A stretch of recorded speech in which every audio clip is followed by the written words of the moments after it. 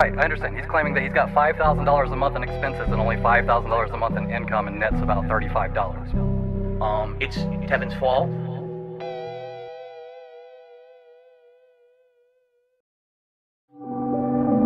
My life today is the best I've ever had. And I mean that. Like, every day I feel like is the best day of my life. Your life is nothing. I love my life. I have so much fun every single day. You're bagging. I love my life. I have so much fun. Everyone hates me. I have an emptiness in my life. Oh man, there's something huge missing from my life. I need a large group of friends. All I do is sit around drinking gin all day. Ladies and gentlemen, I play mobile games. Yes, I spend money on mobile games. I love my life. I have so much fun every single day. You're bagging. I love my life. I have so much fun. Everyone hates me. I love my life. I have so much fun every single day. You're bagging. I love my life. I have so much fun. Guys, just a wee quick word. What I'm saying, I know we're kind of early on, but I was doing a bit of spring cleaning with the bingo card stuff. Right, I should just show you quickly. Bingo card, yeah. I've removed some stuff, so there you go. We'll just play music you can enjoy. Everyone hates me. You're still begging for $10 donations and $20 donations to pay your electric bill, to pay your fucking rent, alright? I get it. I'd hate me too. See you, Phil. Have a good one. It's been a rough year. Why does Phil always have to mention that there's a tips goal on the stream? And why does he have to mention if it's a slow day for contributions? And why does he have to bring that up? Big ups to your dad. And a very slow day for support. Please tip me. I need tips tonight. I jump on stream. Obviously, I need tips. Pay my taxes. Pay my back taxes. I pay my utilities. Pay my mortgage. Pay my internet bill. Pay my utilities. Very slow day for support. Been 47 minutes. And only the third tip of the day. I really appreciate that. I need that way more. Pay my taxes. Pay my back taxes. I pay my utilities. Pay my mortgage. Pay my internet bill. Pay my utilities. I'm a positive guy. I focus on positivity. I tell you guys every day on my stream. I'm not a person who revels in hurting others to get over. I will put out positive, fun gameplay content for you guys, and I will continue to be successful that way. And if I fail, I fail, but at least at the end of the day, I can say, hey, it was a slow day. It's been a very slow day for support. Please tip me. I need tips tonight. I jump on stream. Obviously, I need tips. Pay my taxes. Pay my back taxes. I pay my utilities. Pay my mortgage. Pay my internet bill. Pay my utilities. Very slow day for support. Been 47 minutes. And only the third tip of the day. I really appreciate that. I need that way more. Pay my taxes. Pay my back taxes. I pay my utilities. Pay my mortgage. Pay my internet bill. Pay my utilities. Please tip me. I need tips tonight. I need to pay bills over the weekend. I appreciate those who contribute in any way. Please, if you can tip me, do that rather than these super chats and membership. I need that way more, okay? Now it is time. It's a segment that everyone looks forward to. One of the highest rated segments of all time that I've ever done. All right? Ladies and gentlemen, it is time. Phil's day off. What's up, Piggy? Let's get it started. Big ups to your cat. It's my day off. Might leave the camera on and jerk off. It's my day off. Spend money on posing dumb shit. It's my day off. Might go out with my bitch wife cat. Give me money today. Give me money today. This is where my fucking money goes to every month. Garbage dump, grocery shopping, pay my taxes, pet store, pay my bills, blowing his money on mobile games, blowing his money on this and that. I'm spending all this money by DoorDash for my business. I need to put disgusting food in the mouths of my family members. Obviously, I need tips. Yes, I spend money on mobile games. Okay? These are my life priorities. Pay my taxes. It's my day off. Might leave the camera on and jerk off. It's my day off. Spend money on posing dumb shit. It's my day off. Might go out with my bitch wife. Can't give me money today. Obviously, I need tips. Give me money today. This is where my fucking money goes to, everyone. Shout out to the trolls. For those who contributed, thank you. It would be great if we get a few more tips. To make up earlier today, we did not hit the hat goal either. It's been a very slow day. It would be great if we could pick it up a little bit with maybe some contributions side with tips. If you can, just saying. You know, I know some people are super chatting or whatever. That helps long term, but right now I really can help. Tomorrow's my day off. The tips I'll have for my day off, you see? Give me money today. Act like that, those toxic assholes don't give a shit about anyone else but themselves. They're selfish idiots who just want to get a laugh on someone else's behalf and don't care about the repercussions of their own actions. They think they're protected because they're all anonymous on the internet, right? So here I am with an actual business being destroyed by that toxic behavior. Big ups to your dad. Me. That's what this is all about and what it's always been. Me. I care about nothing in life. Me. Human pieces of shit. Kill yourself. Me. I don't care about anyone telling me that I need to improve or change. My nigga, I have your IP, I have your name, and I have your address. I have all your fucking personal information. I will come find you in real life. I'm gonna find out who the fuck you are. Let this be noticed live on the internet. You're fucked and you are done. I'm coming for you. Me. That's what this is all about and what it's always been. Me. I care about nothing in life. Me. Human pieces of shit. Kill yourself. Me. I don't care about anyone telling me that I need to improve or change. Me. That's what this is all about and what it's always been. Me. I care about nothing in life. Me. Human pieces of shit. Kill yourself. Me. I don't care about anyone telling me that I need to improve or change. But let me tell you something. When your life is all positive instead of negative, it's a much better situation. And I can tell you that from personal experience. Look at my life now. I have a beautiful wife. I have a beautiful life with a family, right? Everything here is so much better than what I had before.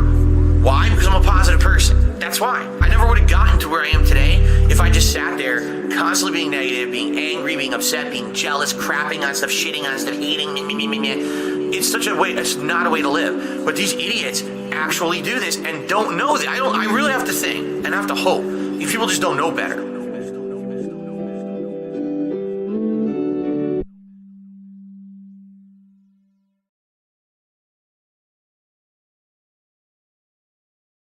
Yesterday was a really slow day for me on stream. I didn't make a lot of support yesterday. It's you guys and you know how much you're liking the content I'm doing in a given day, how much you can afford to support that content. Can you argue it's a begging model? I mean, I guess. This dude is a piece of fucking garbage.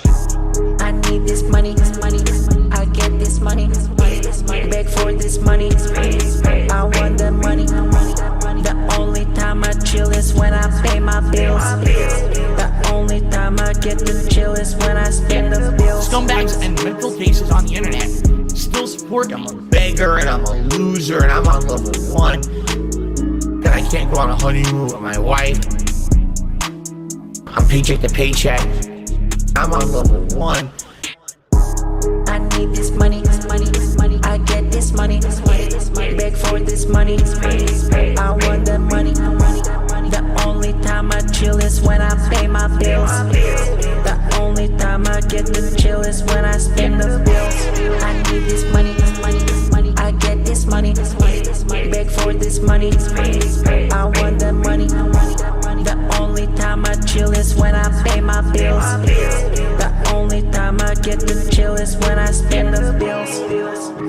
If you are watching his shows and you're paying his bills, you're a fucking loser.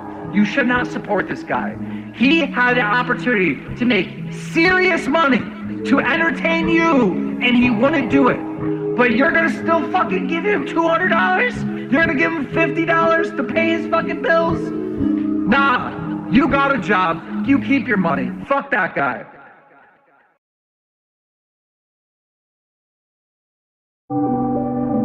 My life today is the best I've ever had. And I mean that. Like, every day I feel like is the best day of my life.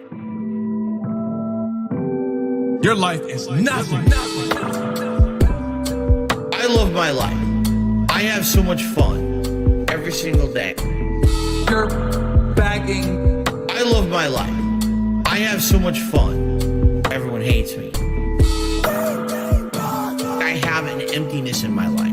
Oh man, there's something huge missing from my life. I need a large group of friends. All I do is sit around drinking gin all day. Ladies and gentlemen, I play mobile games. Yes, I spend money on mobile games. I love my life. I have so much fun every single day. You're begging. I love my life. I have so much fun. Everyone hates me. I love my life. I have so much fun every single day. You're begging. I love my life. I have so much fun. Everyone hates me. You're still begging for $10 donations and $20 donations to pay your electric bill, to pay your fucking rent, alright? I get it. I'd hate me too. See you, Phil. Have a good one.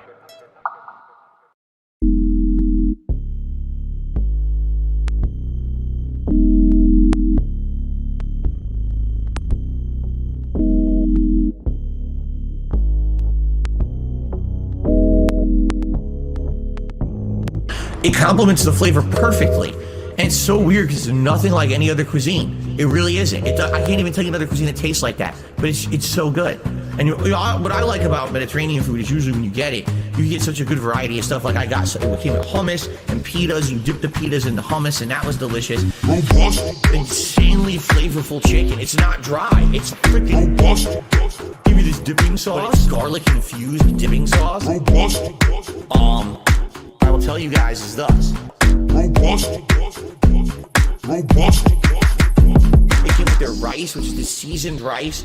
That tastes again. It tastes kind of different from other cultural rices. It has peas and carrots, but it's also got this unique seasoning in it that's really good.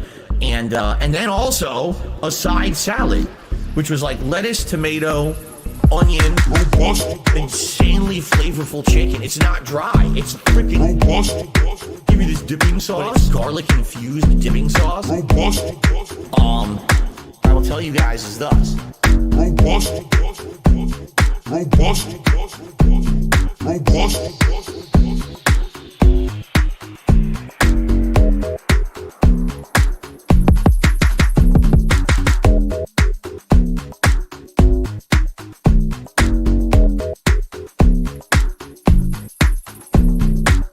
We went and got dinner. Now, this was a double-edged sword. Why do I say I'm not a children's entertainer? Because I'm not a Muppet. I'm not here to play a character. I'm not here to pretend that I'm something that I'm not. I don't dye my hair. I don't act stupidly constantly to get attention from children. I don't do stupid pranks. You know what I mean? I don't cause drama. I'm here just to play games and have fun. I'm a legitimate gamer. Big ups to your dad. I need banana, tasty banana. Put banana in my mouth, tasty banana. I need banana, tasty banana. Please the peel it comes and then I'll put banana in my mouth. Squeeze banana. Put banana in my mouth. Squeeze banana. Put banana in my mouth. Act and talk a certain way with certain mannerisms, certain over-the-top reactions, screaming at the top of their lungs, jumping, flailing, doing weird things, constantly on camera. I need banana, tasty banana, put banana in my mouth, tasty banana. I need banana, tasty banana. Please the peel it comes and then I'll put banana in my mouth, squeeze banana. Put banana in my mouth. Squeeze banana. Put banana in my mouth. I need banana.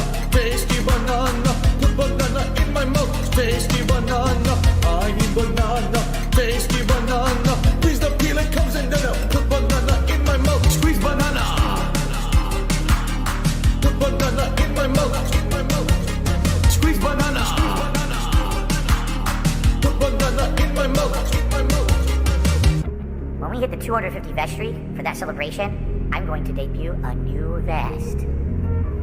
There we go. Celebratory bubble blow. Very nice. There's bubbles everywhere. There's bubbles all over my PlayStation 4 controller. There's bubbles on my microphone stand. There's bubbles everywhere tonight. It's out of control tonight. I actually admitted this last year. I'll say it again. I actually do play some mobile games. I do. All right? The ones that I play are free to play or incredibly inexpensive, like you spend $1 here or there to make progress. This one's for all my baby girls. Got me that gotcha. I love it. Got me that gotcha. Gotcha. Begging for fucking tips and shit on street. It's WWE Champions time. I'm stupid. WWE game plays like Candy Crush. Moving gems around, breaking colored gems. I love it. Again, it's pay to win. The more money you sink into it, the more characters you can summon, the higher chance you'll get the better characters, etc., etc. All right? Got me that gotcha. I love it. Got me that gotcha. Begging for fucking tips and shit on street. Gotcha.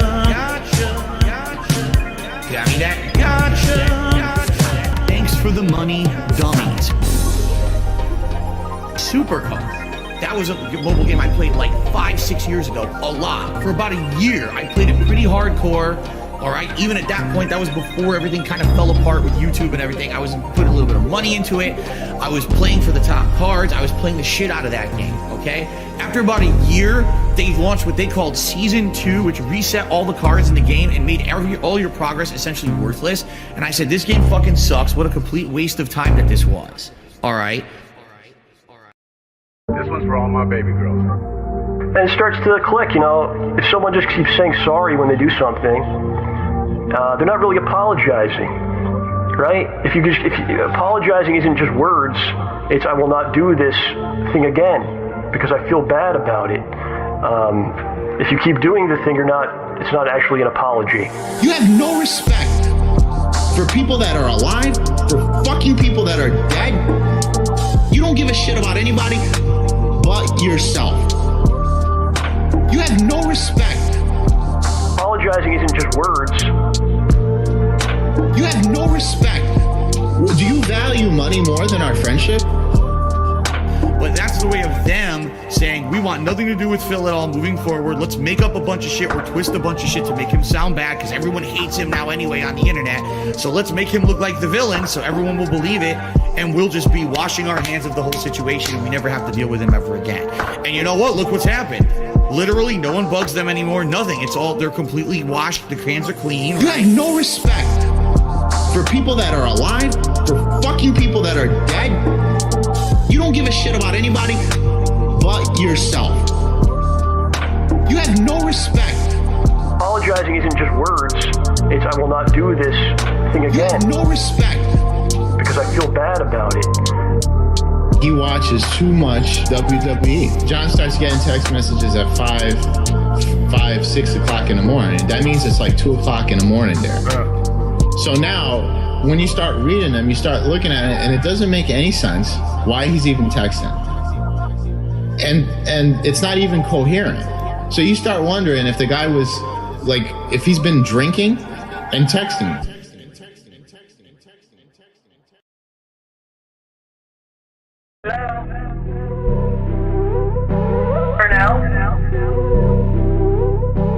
That is business related, and I do still have it. WWE Champion time. Go. Thanks for the money, stupid fuck. I love it. Go. By eBay. Hell! It's been tough. I always think that it's my fault. Drinking gin. Yep, I'm toxic. I love Hulk Hogan's dick. My ass is so fucking stretched. Oh, no, you didn't, you motherfucking piece of shit cocksucker. Mark my fucking words. I'm coming for you. For now? Go. Thanks for the money, stupid fuck. I love it. Go. By eBay. Hell! Hateful slurs. Lame brain pieces of dumb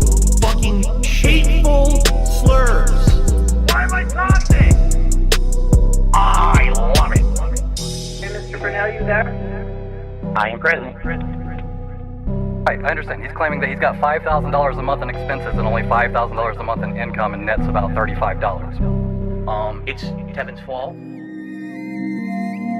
The topic I want to discuss is depression. Depression is not a joke. It's not something to be joked about with. You are not alone. You are not a horrible person because you have this. It's not your fault. There's still this back here. And it's still in the back of my neck, the back of my head, the back of my mind, and it's always telling me. It's WWE Champions time. It's been tough. Over the last decade. It has. It's been tough. It's been tough. Over the last decade. It has. It's been tough. It's been tough. Phil's a beggar, Phil's fat, Phil's a loser. It's been tough. Phil's a faggot, Phil's fat, Phil's a loser. Phil's a beggar. It's been tough. Phil's a beggar, Phil's fat, Phil's a loser. It's been tough. Phil's a faggot, Phil's fat, Phil's a loser. Phil's a beggar. Super Meat Boy is in the stream chat whining and complaining, saying that I never talk to anyone unless they tip me or they send me money, which is completely false. All he's been doing is sitting there all night complaining that he's depressed and no one cares. And everyone's basically ignoring him because you're like, dude, we just don't care. You know, you come in, the first thing you say is you're depressed. And what are we supposed to say to that? Now he expects that I'm going to derail the whole stream to talk to him live. So let's do it. Super Meat Boy, how you doing? You're really depressed tonight, huh? You're really depressed. My stream is my place of business. The company's name is Brunel Productions. It is internet content creation of on-demand and also live video streaming services. Big up to your dad. I'm the one who operated a successful YouTube channel. Please tip me. I'm the one who operated a successful YouTube channel. Because I have bills coming up. Please pay my bills. I'm nervous. Draft for cash. You better take a sip. Please pay my bills. I'm nervous. Draft for cash. Get a real fucking job. I'm the one who operated a successful YouTube channel. Please tip me. I'm the one who operated a successful YouTube channel. Because I have bills coming up. They fucked me again, left and right, and my ass is so fucking stretched out at this point. It's time to push back. It's time to push back. I'm the one who operated a successful YouTube channel. Please tip me. I'm the one who operated a successful YouTube channel. Because I have bills coming up. I've never ever used a hateful slur. Ever. And that pisses me off. I want to watch some faggot. Some homo. Fiddle's a nigger. You better take a sip.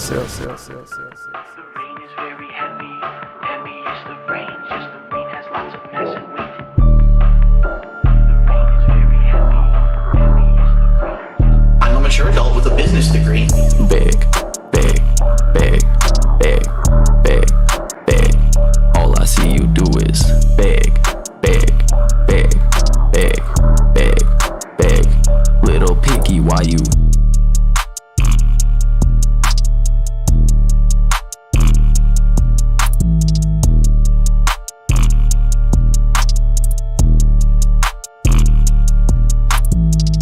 Big. All I see you do is big. Little picky, why you?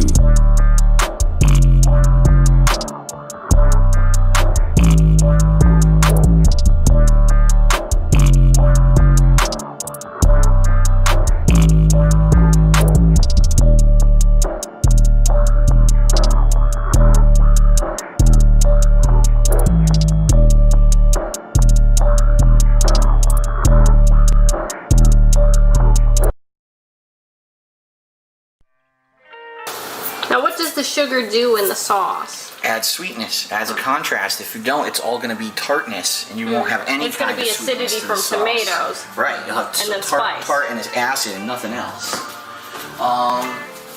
Alright. So now we gotta stir all that in, and then we add our final ingredients, and then the meat. This one's for all my baby girls. Italian wife. Italian wife. Italian bills. Italian dark side fit. Italian wife. Italian wife. Italian chill. Italian can't give her a pill. I'm half kind of European mix. European style, Asian fusion style, tips, greasy hair, pasta once a week.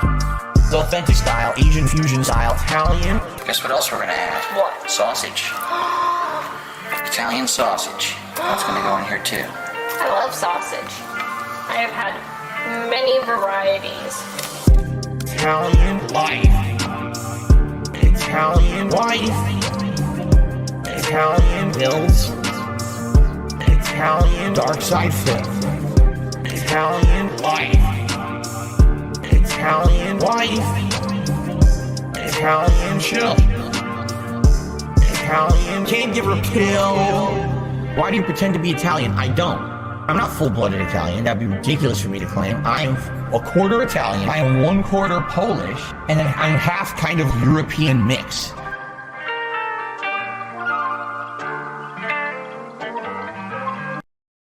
I'll be the guy on level 1.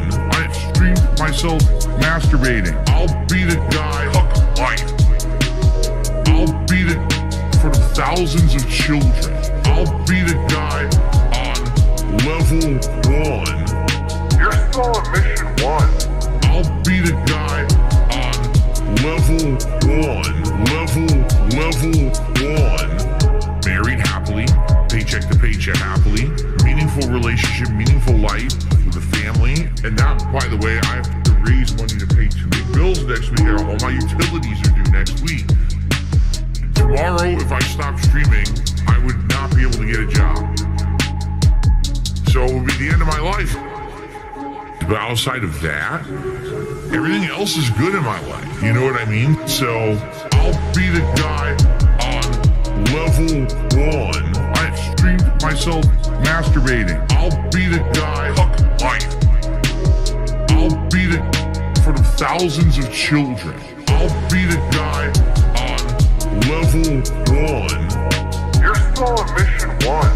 I'll be the guy. I'll be the thousands of children. Pay bills. I have to pay bill. I have to pay my taxes, pay my back taxes. I have to pay my mortgage, pay my internet bill. I have to pay bills. I have to pay bills, bitch.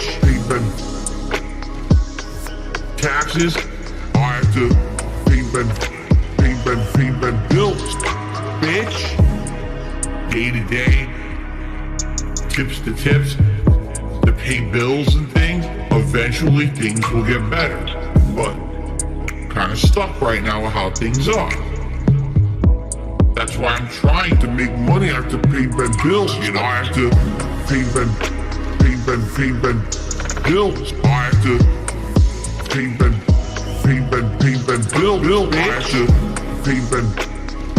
pay taxes. Bills. I have to pay bills.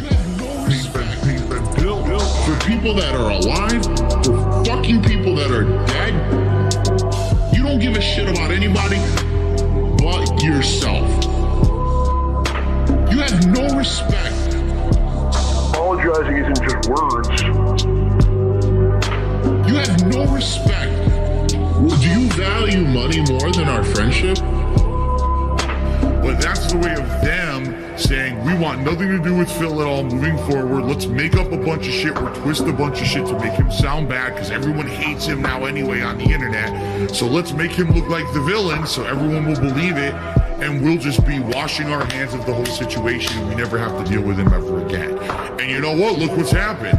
Literally, no one bugs them anymore. Nothing. It's all, they're completely washed. The hands are clean. You have no respect for people that are alive, for fucking people that are dead.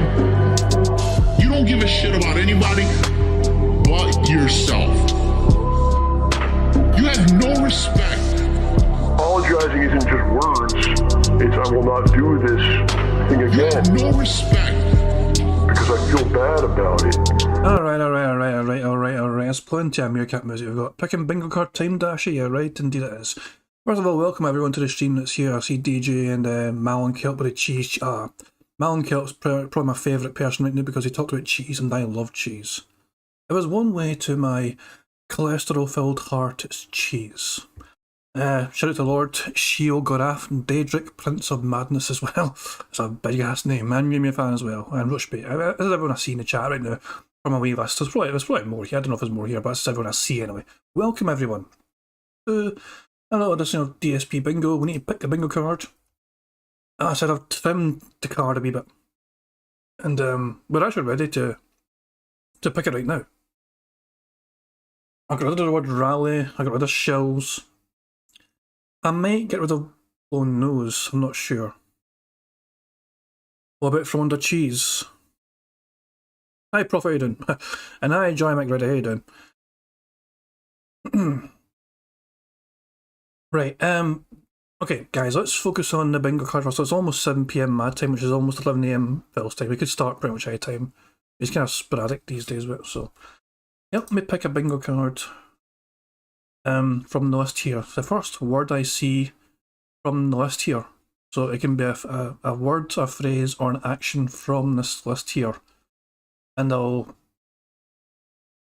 Do we have meaningful and life on the list? I think we have meaningful, I think. I'm not sure if I have meaningful.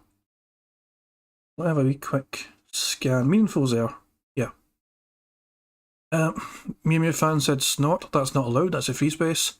Dashy said burp. It's funny because we had burp yesterday as well. You know, Dashy, you were first, but we had burp yesterday, so I'm going to go with Train 007 said Twitter, so I'm going to go his suggestion because we had burp the other day as well. I don't want the two same suggestions in a row, you know. So we're going to go with Twitter. Do I still have Twitter, actually? I do, okay. I need a number. What about good morning? Just saying, guys. Sorry, I had to cough there and took my throat. Right. Card number 69. Thank you very much. Oh, DG said 1 technically. Do we have slow? You know, we don't have slow, I think. Let me just clear that up. We don't have slow. But it's Tryan or T. Tryan, okay, Tryan. It's just the multiple vowels in a row really fucking messed my tiny brain up. It really did. DJ was the first person to post a number, and he put number 1. So we're going to go with the very first bingo card, okay? Twitter now, okay? It's literally the first card. I don't want to just dismiss it because it's number 1, whatever, but DJ was first on my list to post a number to suggest what card we're going to play. So, this is the bingo card we have got on hand. We've got gifted memberships, I'm saying it. I'm playing a soundboard, voted. Face jiggle. Oh, I might get rid of face jiggle. You know what? I'm going to redo this and get rid of face jiggle, okay? I don't like face jiggle on there. I'm still going to use Twitter and I'm still going to use the first card. I missed face jiggle before. I want to get rid of face jiggle. So we will nuke face jiggle and then do the same thing again. Okay? I think that's fair. No generate bingo cards. When is this first one got Twitter in it? No, it's not. The first one here. This is literally the first one here. Essentially with Twitter in it. So this is the bingo card we're going to stick with. This is what we're going to use. Bill's not live yet. Well, he's live, but he's not online yet. So give me a second, guys. I'm just going to save this bingo card and then I'll get set up for... What about bald spot a hairline? Nah.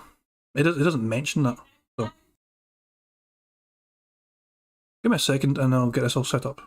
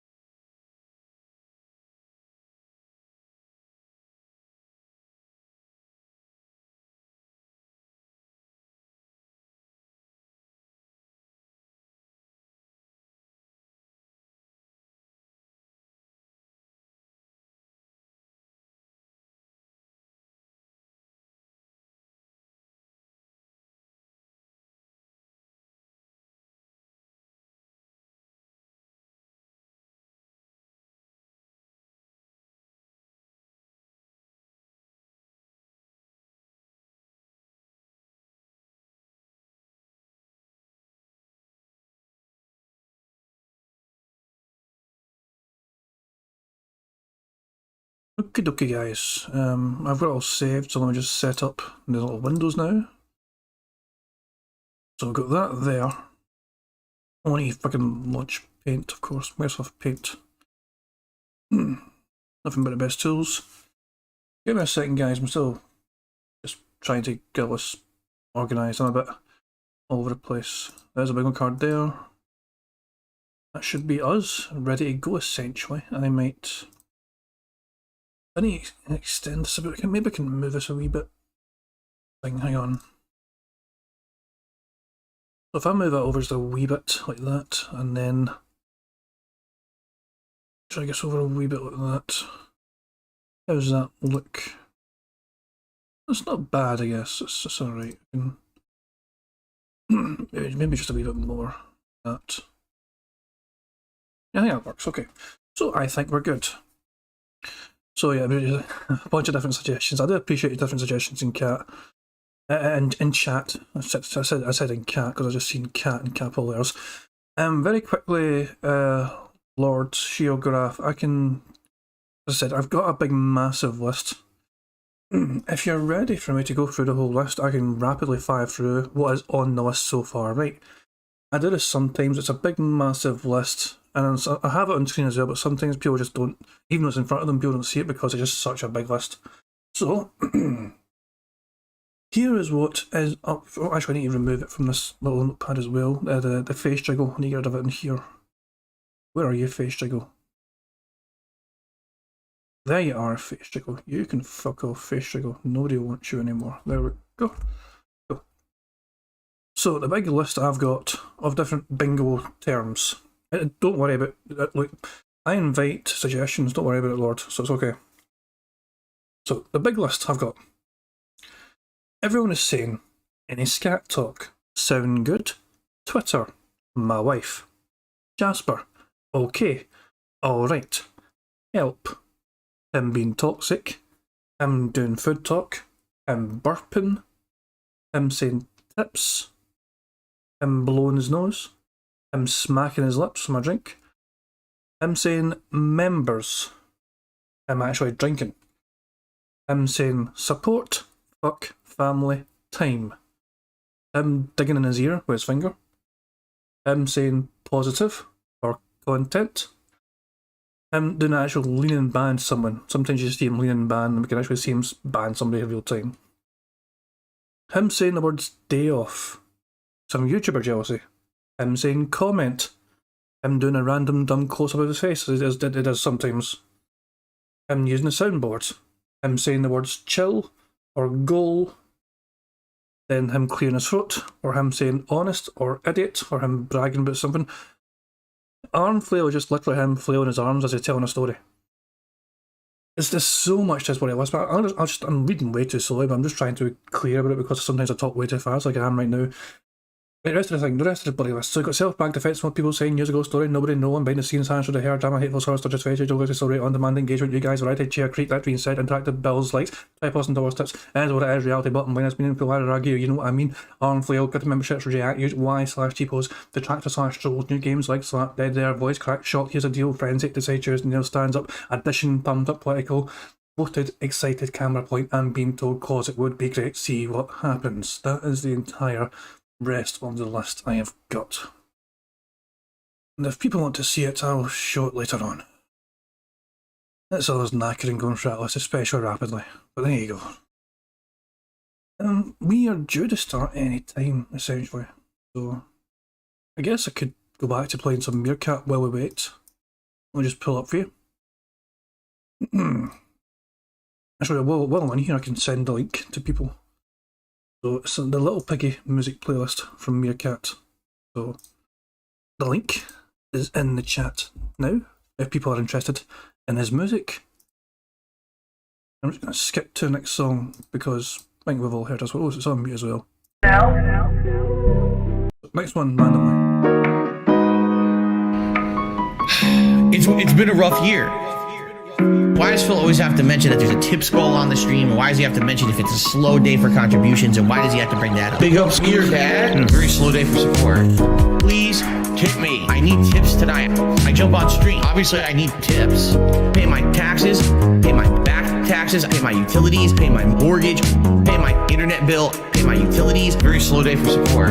Been 47 minutes, and only the third tip of the day. I really appreciate that. I need that way more. Pay my taxes, pay my back taxes, I pay my utilities, pay my mortgage, pay my internet bill, pay my utilities. I'm a positive guy. I focus on positivity. I tell you guys every day on my stream, I'm not a person who revels in hurting others to get over. I will put out positive, fun gameplay content for you guys, and I will continue to be successful that way. And if I fail, I fail, but at least at the end of the day, I can say, hey, it was a slow day. It's been a very slow day for support. Please tip me. I need tips tonight. I jump on stream. Obviously, I need tips. Pay my taxes, pay my back taxes, I pay my utilities, pay my mortgage, pay my internet bill, pay my utilities. Very slow day for support. Been 47 minutes, and only the third tip of the day. I really appreciate that. I need that way more. Pay my taxes, pay my back taxes, I pay my utilities, pay my mortgage, pay my internet bill, pay my utilities. Please tip me. I need tips tonight. I need to pay bills over the weekend. I appreciate those who contribute in any way, but please, if you can tip me, do that rather than these super chats and membership. I need that way more, okay? Ladies and gentlemen, now it is time. It's a segment that everyone looks forward to, one of the highest rated segments of all time that I've ever done. All right? Ladies and gentlemen, it is time. Phil's day off. What's up, Piggy? Let's get it started. Big up Skier Cat. It's my day off. Might leave the camera on and jerk off. It's my day off. Spend money on pose and dumb shit. It's my day off. Might go out with my bitch wife. Can't give me money today. Give me money today. This is where my fucking money goes to every month. Garbage dump, grocery shopping, pay my taxes, pet store, pay my bills, blowing his money on mobile games, blowing his money on this and that. I'm spending all this money buying DoorDash for my business. I need to put disgusting food in the mouths of my family members. Obviously, I need tips. Yes, I spend money on mobile games. Okay? These are my life priorities. Pay my taxes. It's my day off. Might leave the camera on and jerk off. It's my day off. Spend money on pose and dumb shit. It's my day off. Might go out with my bitch wife. Can't give me money today. Obviously, I need tips. Give me money today. This is where my fucking money goes to every month. Shout out to the trolls. For those who contributed, thank you. It would be great if we get a few more tips. To make up earlier today, we did not hit the hat goal either. It's been a very slow day. It would be great if we could pick it up a little bit with maybe some contributions side with tips. If you can. Just saying. You know, I know some people are super chatting or whatever. That helps long term. But right now, I really can help. Tomorrow's my day off. The tips I'll have for my day off, you see? Give me money today.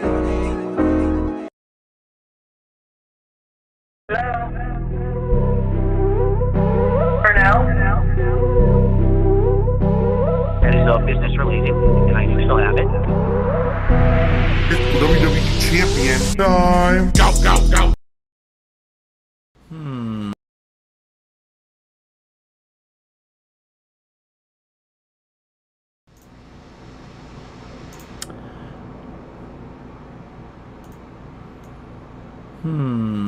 There we go. Good morning, everybody. Hello. And welcome to the Level 1 Podcast. I'm Darkside Phil. It's Friday, the 8th of July, 2022. And I welcome you here to the show. I am already suffering from annoying post-nasal drip today. I've been trying to shake it for the last hour, pretty much, and hasn't really been alleviating, which sucks. You know, I stopped taking allergy medication about a month ago in the hopes that I wouldn't need it anymore because it's the summer. But some days I still wake up and I feel crappy. Today's one of them. So I apologize, but typically what happens is over the course of the podcast, me talking for over an hour usually clears up, okay? Anyway, hooey, welcome to the stream, everyone. So, in the midst of one heck of a crazy time in the world, let's put it that way. There's so much going on all over the world that's kind of, honestly, kind of disturbing stuff. You know, as you guys know, I try to stay away from any political discourse. And so today I'm going to do my best to do that. Although it's pretty much impossible when everyone in the world is talking about the same occurrence. Undoubtedly, people today are going to be talking about the passing of former Prime Minister of Japan, Shinzo Abe, or Abe. I don't know how to pronounce his name. I never heard anyone ever say it before. So obviously I feel bad about this, hearing the horrible news. I obviously don't want to talk about it at length because, as you know, I'm not a political guy. A lot of people say this guy was politically polarizing. I wouldn't know. I don't know anything about Japanese politics. But I got people who are like all over the place talking about it today in my chat, messaging me about it. I'm like, well, I don't really have a comment about it besides it's very sad, obviously, that this happened. Apparently in Japan they have really strict gun control laws, really strict, to the point where like you can't even own a weapon. So how did this happen? And of course the Japanese media is going crazy. Oh, it was possibly a homemade weapon that you know, was used in this assassination. And it's like, geez. So anyway, obviously I know nothing whatsoever about the man at all. But I will say rest in peace. It's horrible what happened. And that's really all I can say about it. You know, it doesn't really have anything to do with my streams or gaming content, that's for sure. But when everyone on the planet is talking about it, it's kind of weird to just say, oh, we're going to ignore it, right? And it's a horrible occurrence for sure. Very sad.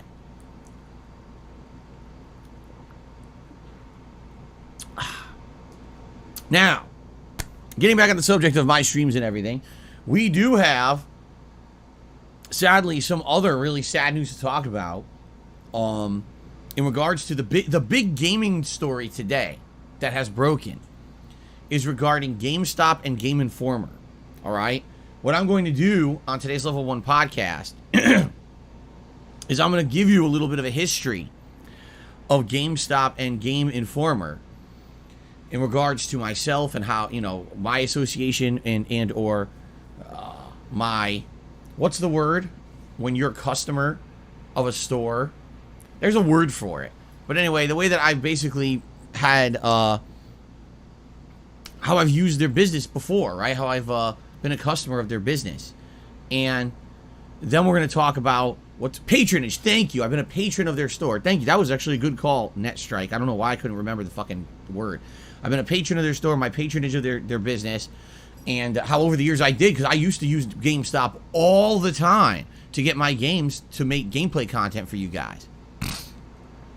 And that went away after some time, you know, because of good reason, which we'll explain. Basically, I want to do a little bit of a segment all about GameStop. Its history as a company, where it's gone, where it's going, and the horrible news about all these layoffs that have happened today. Okay? So we're going to talk all about that on the podcast today. It's very pertinent to things going on in the gaming world right now, which is the purpose of me having this podcast, is to talk about that kind of stuff. Okay? Fair enough? All right. So we also have some updates in regards to tomorrow's marathon. That's right. Tomorrow is a big, exciting marathon event. Reacting to a Rob Gavigan YouTube channel in regards to supernatural and other macabre things. That's going to be an interesting event because I've never done anything like that before. You guys are currently voting on the kind of cuisine I'll be eating for Feasting with the King tomorrow. So I'll definitely have an update on that, okay? And it's going to be exciting tomorrow. It's going to be a good day, all right? So we're going to talk about that stuff. And just a lot to cover. All right, there's a lot to cover today. So, excuse me. Sorry, this post-nasal drip is really bothering me today. So let's get into it. Now, before we get started, all right, I'm just going to say something quickly up front. I'm probably going to mention it at the very end of this podcast, too. This is just a what's up for those watching live on stream. You completely ignore me if you want. I don't care. It's not a big deal. But, you know, essentially, you know, right now, with the way that things are going with me, things are very tight. And what I mean by that is this week, Financially, things are rough for me. I have 2 giant bills to have to clear over the course of this weekend. And then I have my day off on Wednesday where I have to do things that are necessary, like buy groceries for my family. Okay? I don't get paid by YouTube until typically the 21st of the month. As I found out last month, sometimes it can be later than that. So things are just tight right now. It's just how it is. Okay? I am essentially living paycheck to paycheck. And it sucks that that's the case, but that's just the case. Okay? Now, this weekend, obviously, we got a lot going on. We got tons of gameplay streams. We got a special marathon tomorrow. A lot of exciting stuff, okay? And I am excited for all of that. I know you are too. What I would ask is if you were already planning on supporting these streams or this content over the course of this weekend, if you would like to do me a favor and help out more, please tip me. I'm not saying you have to tip at all. I'm not saying that I'm expecting anything above and beyond what normally would happen on my normal streams, okay, or my normal content, nor am I asking for that. What I'm saying is, right now, I need funds to do things in the short term. And as much as I appreciate people who have been coming to the streams and supporting in various different ways, for example, I've noticed in the last week or two, there's been some people who've been gifting a lot of memberships, people who've been coming and doing super chats. That's all great, and that's going to help me in the long term, and I'm really appreciative of that. This is going to actually grow the channel, which is the point. So what I've been trying to do in the last year is grow DSP Gaming, rebrand it, try to get some constant growth on it, and this is all a big positive of that, all right? But short term, in this next week, I need help with tips because that's funds I can use immediately to pay these bills and then afford to have a day off next week. All right. Now, excuse me. Undoubtedly, idiots will spin it in negative ways. I don't care what they say. They can go fuck themselves. They have nothing to do with anything here on my streams. All right. I am not trying to ask anyone for anything extra. What I'm saying is, if you were already going to support these streams over the weekend, please tip if you can. All right? Shut the fuck up, Phil. You're definitely asking for fucking extra. You're telling people to fucking support you one specific way instead of the variety of ways that are available to them. That is asking for, like, above and beyond support. I just thought, well, you have audacity to set a new tier goal for the members, and then on the other hand, you're like, oh, but please tip me before you do that. This fucking guy, the nerve of this goddamn guy, man. I can't even.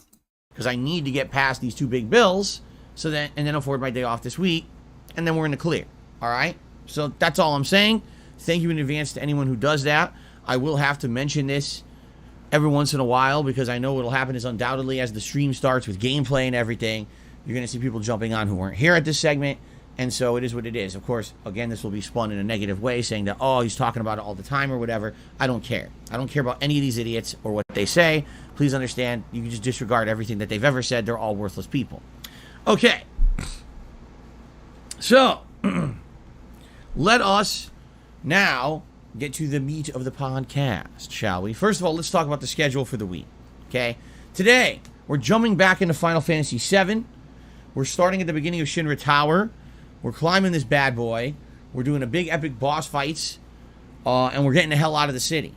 You might say, well, wait a minute, you already climbed the tower. Well, I did, but apparently I didn't save. That's what people are telling me. I don't remember not saving, but at the same time, how frustrated and tilted I was at the end of that last stream because I couldn't find a safe spot. Personally, I hate Shinra Tower. Some people like it. I think it's one of the worst parts of the game, honestly. In my opinion, it's confusing. It's not well designed. It's annoying because a lot of the times you end up running out of resources. Trying to figure out how to get around. You can end up going in circles, not knowing where you're going. And then at the end, there's a big epic ending, which is nice. But then it's like a gauntlet at the end as well. Like, geez, does that shit ever end?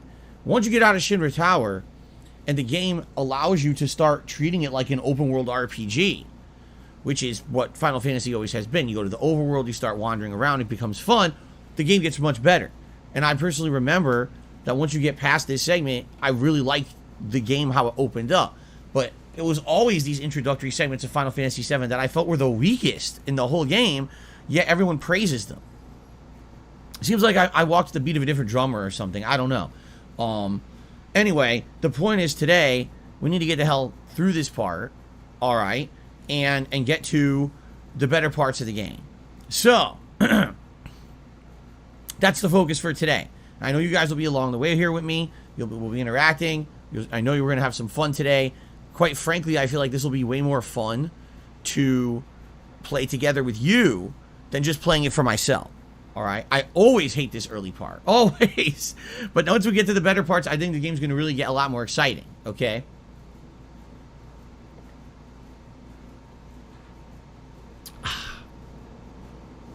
Okay, so let's finish this shit, right? And move on. And I'm excited to get further into the playthrough. I really am, because I haven't played this game in so long, and I'm very excited to now experience it as a full-grown adult. You know, last time I played through original Final Fantasy VII, I was in my early 20s. Now I'm much older, and I'm looking forward to hopefully enjoying it more and actually understanding the story. Because every time I've played this, the story confused the shit out of me, to the point where that's why I've kind of criticized the game over the years and said I didn't really think it was as good as the previous Final Fantasies. But now we're going to be approaching it slowly. We're going to be approaching it methodically. We're going to be approaching it together, interacting on streams, and anything that I'm confused about, you guys are probably going to help me understand. Maybe at the end of this playthrough, all right, I will have a much better appreciation and understanding for this game. It might happen. And that's actually why I'm kind of excited about playing it. I might also take a big steamy dump on top of it at the end too. So we'll see what happens. I don't know. You know, I'm actually kind of... I have this cat who's going crazy behind me. I have this kind of open appreciation of what it could be. And I'm excited to see where the playthrough goes and how... You hear that, right? He's darting through the house like a bullet. That's hilarious.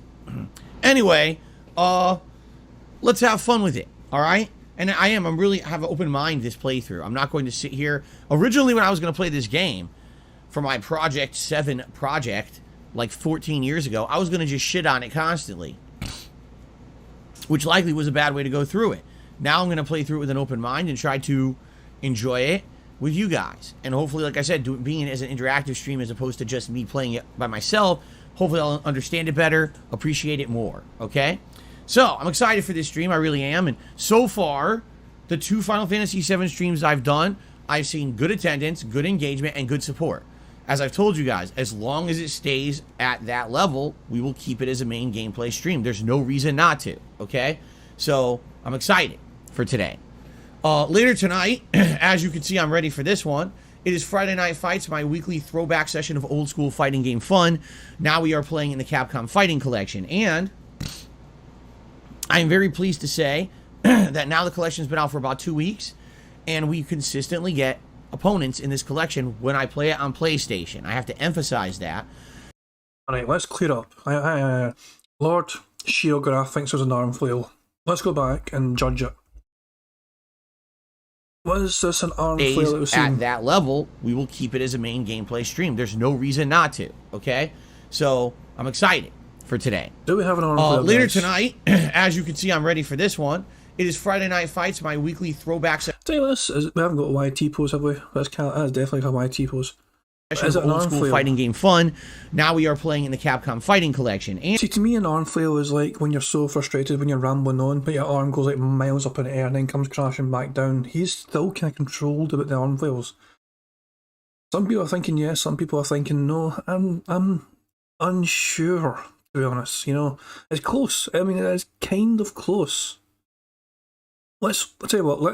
Let's make it like we'll call it maybe for now, right? I think there's a very good chance he'll properly do it later on.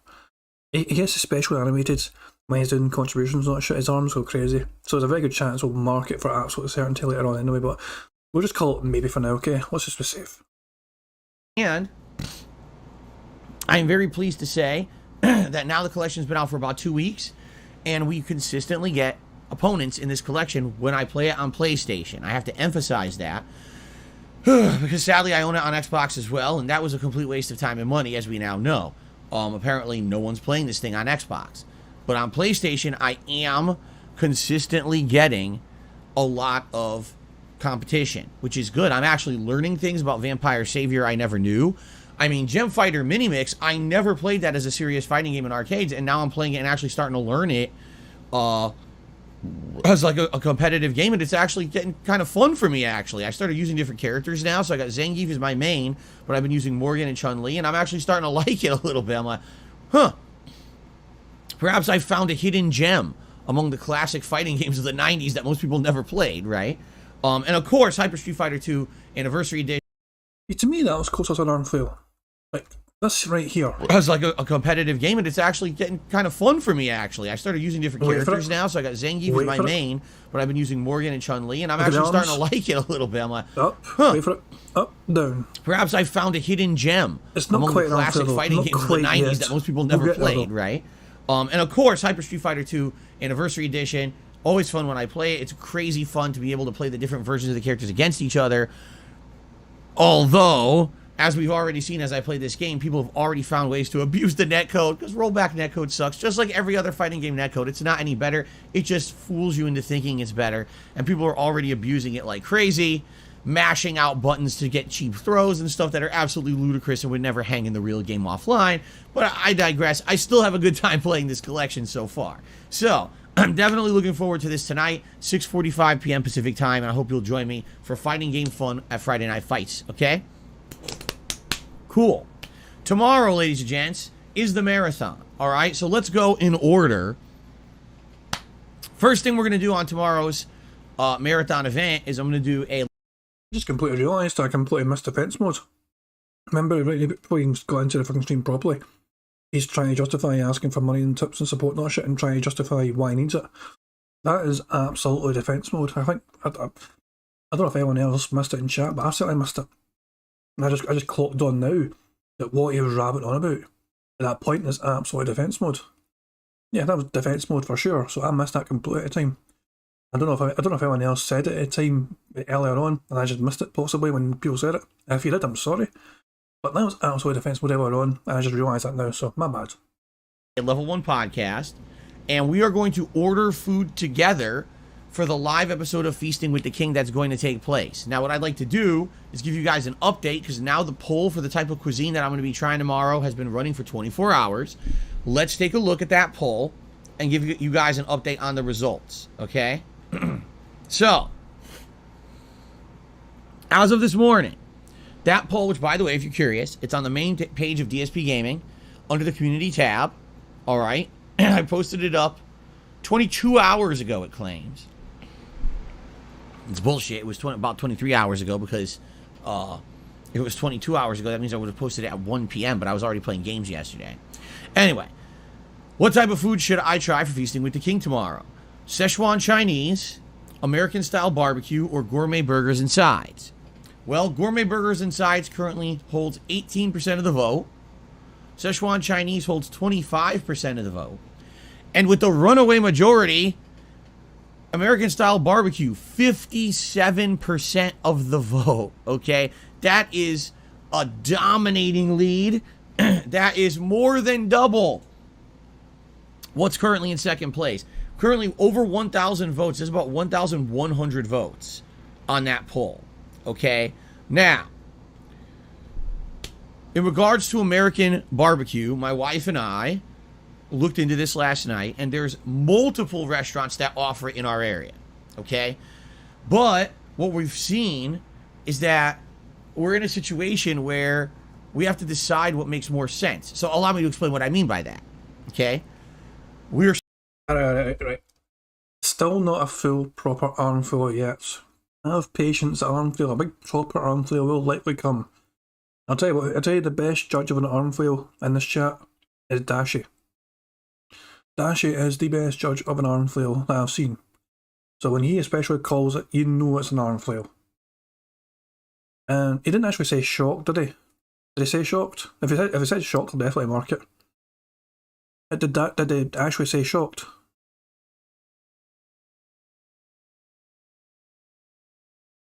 Did it say shocking? Is that what I said, shocking? If it said shocking, I will count it. Shocking is part of the word shock. No, yeah, he has to say the word shocked, or shocking would count. Because it's part of the same, it's literally the same word. Just the kind of context of it, but it is definitely the same fucking word though. So if he said shock or shocking, and it would count. Oh yeah, he had to say it, yeah. So here we go.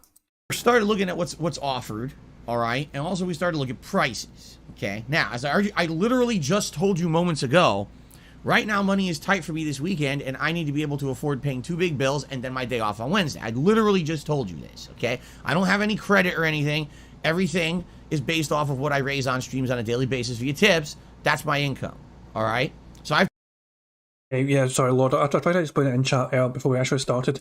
If it's got the little asterisk star symbols around the thing, it's an action term. So YouTuber jealousy is just basically him, like, you could mention PewDiePie and him having millions or whatever, or any other YouTuber having millions and all that shit. That's jealousy of YouTubers, so that would count. Him actually flailing his arms, obviously, it's an arm flail is an action. He doesn't obviously need to say arm flail, that's not going to happen. But him doing it is that. But it's not got the asterisk around it to be fucking stars.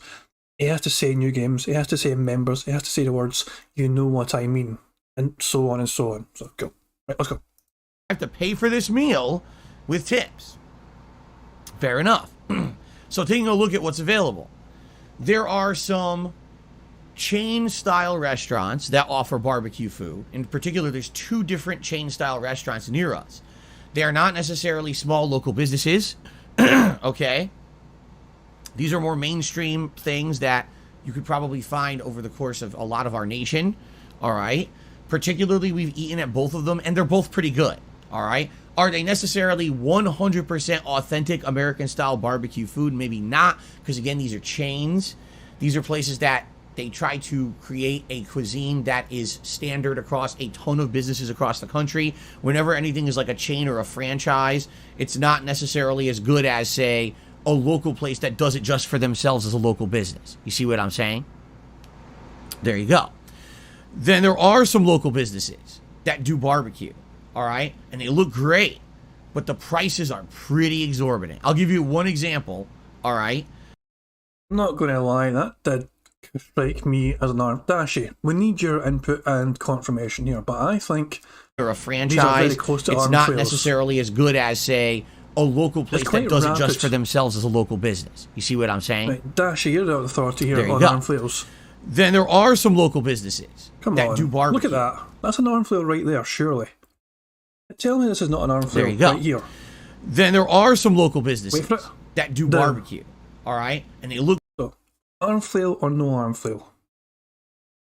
He's getting far more animated because he's talking about foods. The arms are definitely getting more animated. It's been borderline the whole time, but I think these are definitely... It would be weird to not consider it an arm flail unless he goes full clown mode and hits the ceiling with his arms and crashes to the floor with his wee piggy fists. It's a flail, but just, there we go. We'll count it. Look great, but the prices are pretty exorbitant. I'll give you one example. Right? My wife looked into something with a meal, like a choice of 1 meat and 2 sides, okay, at a local barbecue place. $32. 1 meat and 2 sides. Now, ideally, for Feasting with the King, I probably want to try more than one thing, right? I'm sorry, but I can't be spending $60 to $70 for me just to try food for Feasting with the King, especially with the fact that I'm trying to raise funds to pay bills this weekend. All right, that's just crazy. So, you know, that's what I mean. Like, that's what we've seen is that American style barbecue food, if you want to get the authentic thing from a business that's well known and highly rated, it's very expensive, okay? You can go to a chain and get stuff for much cheaper, but you're definitely degrading the quality of the food you're getting. You got to accept this is more like chain food, chain restaurant, as opposed to getting the authentic, but the authentic will break the bank, you know? And really, that's why I feel American barbecue is something that you do as a rarity. Like, out of all the cuisines around here that I would eat, right, I would say that there's some cuisines that are very much more reasonably priced and you would eat more often, like Mexican cuisine, various different types of Asian cuisine, like Indian food, certain types of, like either Vietnamese or Filipino or Japanese, Chinese, hell, even I mean, yes, even to some extent, sushi.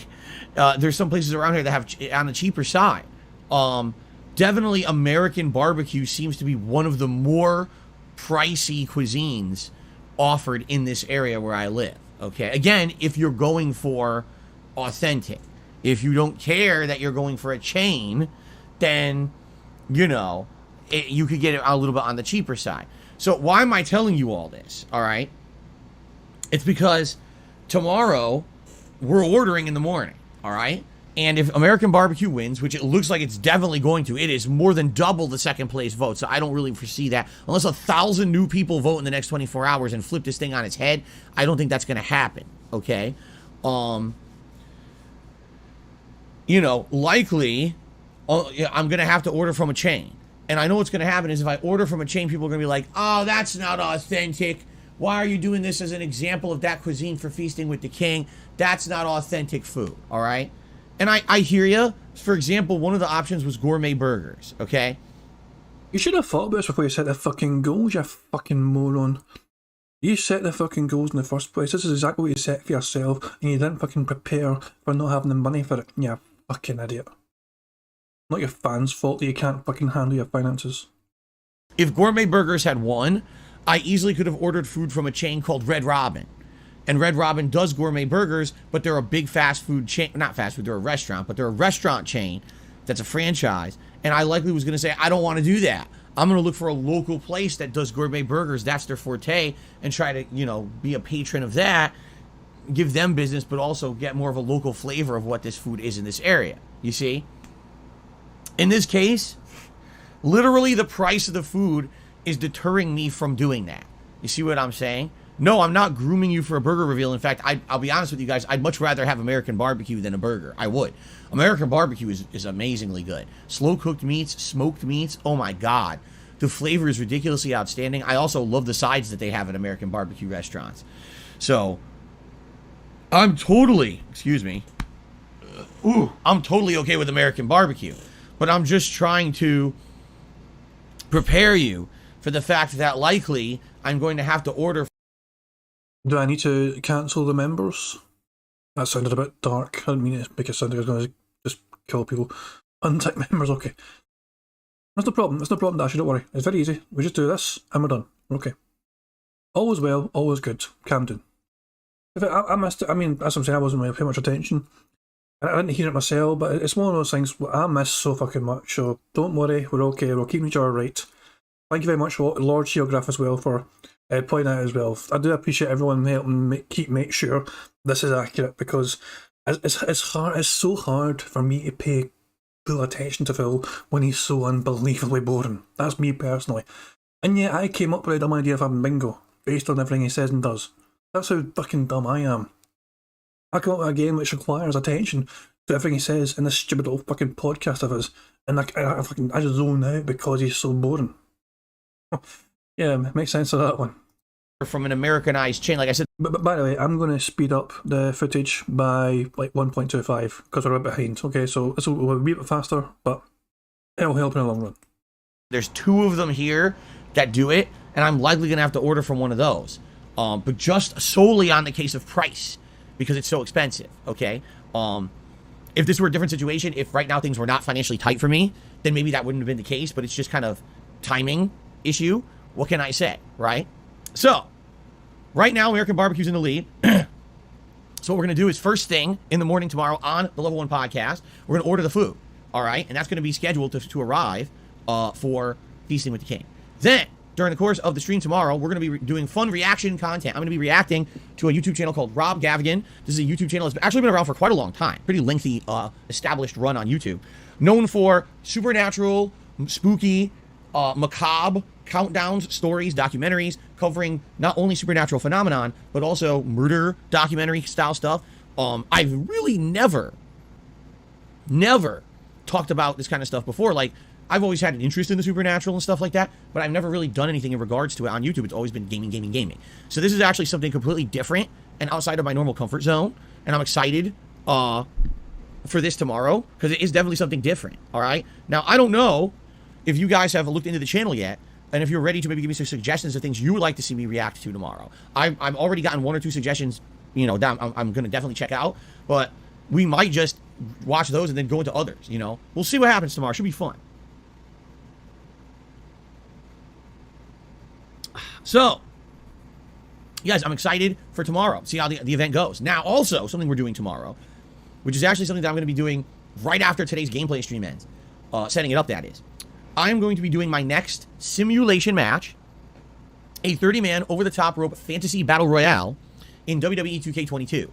I did one of these almost 2 months ago now. It was when I had done my first major react that was about me. It was me reacting to my video of Down the Rabbit Hole, okay? What I did is I reacted to Down the Rabbit Hole, but then to adjourn that day, the last hour of the stream, I did a fantasy match. And what it is the game basically plays itself, has random entry numbers and everything for the participants, and I do commentary over it. I'm going to be honest with you, I was pleasantly surprised. They actually say, you know what I mean. If he just said, you know, that's not enough. He has to say, you know what I mean, all 5 of those words.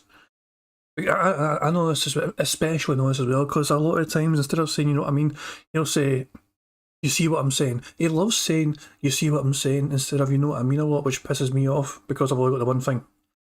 So yeah, I'm always listening. That's the one thing I'm always listening out for, because it's just stuck in my head. How often we get close to him saying, you know what I mean, and he won't do it, and instead he'll just say, you see what I'm saying, because he's an arsehole. So there you go. Surprised with the positive reaction to this. He just said, you know what I mean. I used to do this, which is actually something that I'm going to be doing right after today's gameplay stream ends. Setting it up, that is. I'm going to be doing my next simulation match, a 30-man over-the-top rope fantasy battle royale in WWE 2K22. I did one of these almost 2 months ago now. It was when I had done my first major react that was about me. It was me reacting to my video of Down the Rabbit Hole, okay? What I did is I reacted to Down the Rabbit Hole, but then to... Actually, I'm glad we rewound that, because it wasn't blatant eared, like, right there. My video of Down the Rabbit Hole. Did we all miss that? Yeah. How did we all miss that? That's a blatant digging in ear, if ever I saw it. Yes, that's what I'm glad we rewound, because I think we all missed it. I'm not sure. I certainly missed it anyway, that's what I'm sure. But yeah, there we go. Caught in 4K. Ear dig. There's another one ticked off. So, let's keep going. What I did is I reacted to Down the Rabbit Hole, but then to adjourn that day, the last hour of the stream, I did a fantasy match. And what it is the game basically plays itself, has random entry numbers and everything for the participants, and I do commentary over it. I'm going to be honest with you, I was pleasantly surprised with the positive reaction to this. I used to do this all the time, 10 years ago. No exaggeration. Last night, I was just trying to, you know, kill some time or whatever, and I was looking around, and I actually was searching a little bit around, and I actually found that it was over 10 years ago when I first started doing simulation matches in the WWE games every year. I even did a countdown one year of like the favorite, funniest sim matches I had done in the WWE games that year. And I started watching it and laughing my ass off, because man, it's always been funny to see what these games come up with and the zaniness of what happens in these sim matches, okay? So anyway, I hadn't done one in years. Why? Because number one, there hadn't been a WWE game in years. They were so bad last time around that they were canceled. Number two, the last one that was out was so glitched you couldn't do them anyway. So, you know, first time of doing a sim match like this in like 2-3 years, people watched it and absolutely loved it. So I definitely want to do another one of these during tomorrow's marathon as well. So what I'm going to be doing is, after I finish my gameplay of Final Fantasy VII today and the stream goes offline, I'm going to jump into WWE and I'm going to take a look at the new created content in there and see who's there and start downloading characters and the like. And I will promise you this, it's going to be wacky, zany variety again. I'm going to try to find the craziest shit that's on there as created characters, whether it's a cartoon character, a comic book character, a pop culture icon, a musician, a celebrity, an online content creator, whatever it may be. Bear with me, guys. I have a feeling he said something about... I need to go back a few bit here, but I need to check. In this case, literally the price of the food No. tomorrow on the Level 1 Pod established run on YouTube. In regards to it on YouTube, it's always been gaming. So this is actually something completely watch those and then go into others. You know? We'll see what happens tomorrow. Should be setting it up, that is. Top rope fantasy battle royale in WWE 2K22. Bear with me, guys. I did one of these almost 2 months ago now. It was when I had done my first major react that was about me. It was me reacting to my video of Down the Rabbit Hole, okay? Just you're watching, but just... What I did is I reacted to Down the Rabbit Hole, but then to adjourn that day, the last hour of the stream, I did a fantasy match. That's what and what it is the game basically plays itself, has random entry numbers and everything for the participants, and I do commentary over it. I'm going to be honest with you, I was pleasantly surprised with the positive reaction to this. I used to do this all the time, 10 years ago. No exaggeration. Last night, I was just trying to, you know, kill some time or whatever, and I was looking around, and I actually was searching a little bit around, and I actually found that it was over 10 years ago when I first started doing simulation matches in the WWE games every year. I even did a countdown one year of like the favorite, funniest sim matches I had done in the WWE games that year.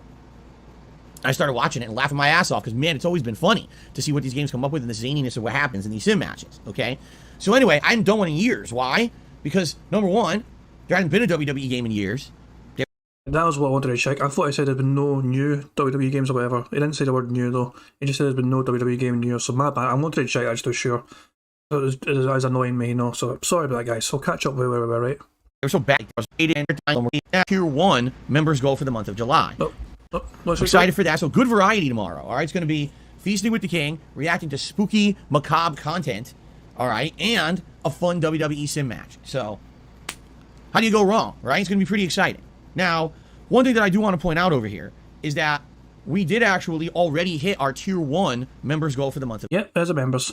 I went here when I went too far forward there, but I just wanted to catch up with it at the time. So here we go. Members have got it as well, so there we go. Fantastic. We're doing well. We're doing very well. July. And what that means is that I will be doing a special event either in late July or early August where we're going to be doing a marathon again. And during this marathon, I'm going to be going into my closet right here, and we're going to do a closet clean out where I'm going to be looking at what's in there and figuring out, is this something that I can use on a stream or in my videos, my business now, or is this something that is a piece of crap that I should throw out, or is it something that maybe has otherwise other value? We have to see, because I don't even know what's in there. I moved here 8 years ago. I brought a bunch of shit across the country from Connecticut to Washington State. That stuff has literally sat in storage bins the entire time I've lived here. In addition, over the years, I've accumulated all this other shit, all right? And that's now sitting in there. So I want to see what... Yeah, yeah. Money, money. Oh, money, money. Yeah, yeah. Money, money. Thank you very much, Jake Hudson, for the super chat. Appreciate it, buddy. Thank you very much. I guarantee you there's going to be a lot of junk in there to throw out. There might be some hidden gems and things in there, things that have stories behind them that I can share with you guys, and then maybe some things that we can actually add to my stuff here, okay? So we'll see. We'll see what happens. But anyway, that's coming up this month. But you may have noticed that the members has another goal. Well, that goal will be for the next React event. And the next React event, you know, we could talk about over the course of this month. What would you guys like to see? I guess, you know, it's going to be really directly dependent on how tomorrow goes. Because what if tomorrow I react to the Rob Gavigan YouTube channel and you guys really like it? You'll probably want to see me react to more stuff like that. So maybe people will search out there more channels like that on YouTube or whatever, and I can reach out to more people and see if they'll give me permission to react to their stuff, right? Or maybe tomorrow will be the opposite. You guys won't like it. It's like, all right, can we do a different kind of react? And maybe we could talk about something different. Like I said, at least one idea that I've had was reacting to the original This Is How You Don't Play video, the one that started the movement of This Is How You Don't Play Against Me over 10 years ago, all right? That one in particular was not, as I would say, disgusting, vile, or mean-spirited as much of the ones that came after. This was the one that was kind of like just trying to expose me for being a bad gamer and the fact that I didn't take myself seriously enough, and I would just sit there and kind of insult Kojima and others, all right? So maybe we could do that. But anyway, we can talk about it, but that's what this goal is for, and this goal is for the entire month of July. So I don't want anyone to freak out and look at this and be like, oh my God, we're so far away from the goal. We got a whole month, man. We got new releases coming out this month. We've got special things happening this month. Don't be deterred, all right, because of this. Don't be deterred because of that at all, all right? I think we have a good chance of hitting that by the end of the month. We got a whole month to work on it, all right? So, that being said, that's what's going on with all of that, okay? So tomorrow, special event, react content to spooky, macabre stuff, plus a Feasting with the King, plus the sim match, which will be exciting, okay? Then on Sunday, we come back to regularly scheduled gameplay. It'll be the continuation of Final Fantasy VII yet again. And then on Sunday night, more Zelda 2, The Adventure of Link, okay? Then on Monday, we're starting up a new playthrough. And this is the game that you guys actually had voted for so closely. It was nearly exactly tied with Zelda 2 in the voting for the Viewer's Choice poll, all right? The voting was so close. There was no way that I was going to do you guys a disservice and not play this game. I mean, it was 0.04% of the vote. It was like 15. Kojima as a YouTuber. Is Kojima actually actively doing YouTube stuff? If Kojima is actively doing YouTube stuff, you know, then I think yes, a bit, kind of, maybe, but no, I don't know. I'm not entirely sure. Exciting more like this. It said new playthroughs and new games. That annoyed me, but technically it's an old game, so there you go. Oh, I better not start playing yet. Money, yeah, yeah. Money, money. Oh, money, money. Yeah, yeah. Thank you very much, Prophet, for the super chat. Wait till he finds out that YouTube demonetizes murder mystery, horror, etc. channels, especially when they don't age restrict. Phil doesn't age restrict. And then it just cuts off at C of restrict, so I'm not sure if that's... I don't know if it was more to that message or not, but thank you very much, Prophet. And yeah, Phil might not actually be aware of that at all, or he might be aware and he'll just use it as an excuse to beg even harder during it. Who knows? We'll see. People, all right, out of over 2,000 that voted on Viewer's Choice. I'd be an asshole to not play this game. So starting Monday, we're doing Fable Anniversary Edition, and this is on the Xbox 360. I actually looked into it, and I believe that my original playthrough of this game is at least 9 years old. Okay, so it was like before Xbox One. Okay, it was before all of that, and it's going to be so much better of a playthrough this time around for various different reasons. One of the reasons being that I'm playing it on the Xbox Series X and the Series X. Hold on. There we go. The Series X runs this game at a smooth 60 frames per second and better graphics. It's one of those enhanced games.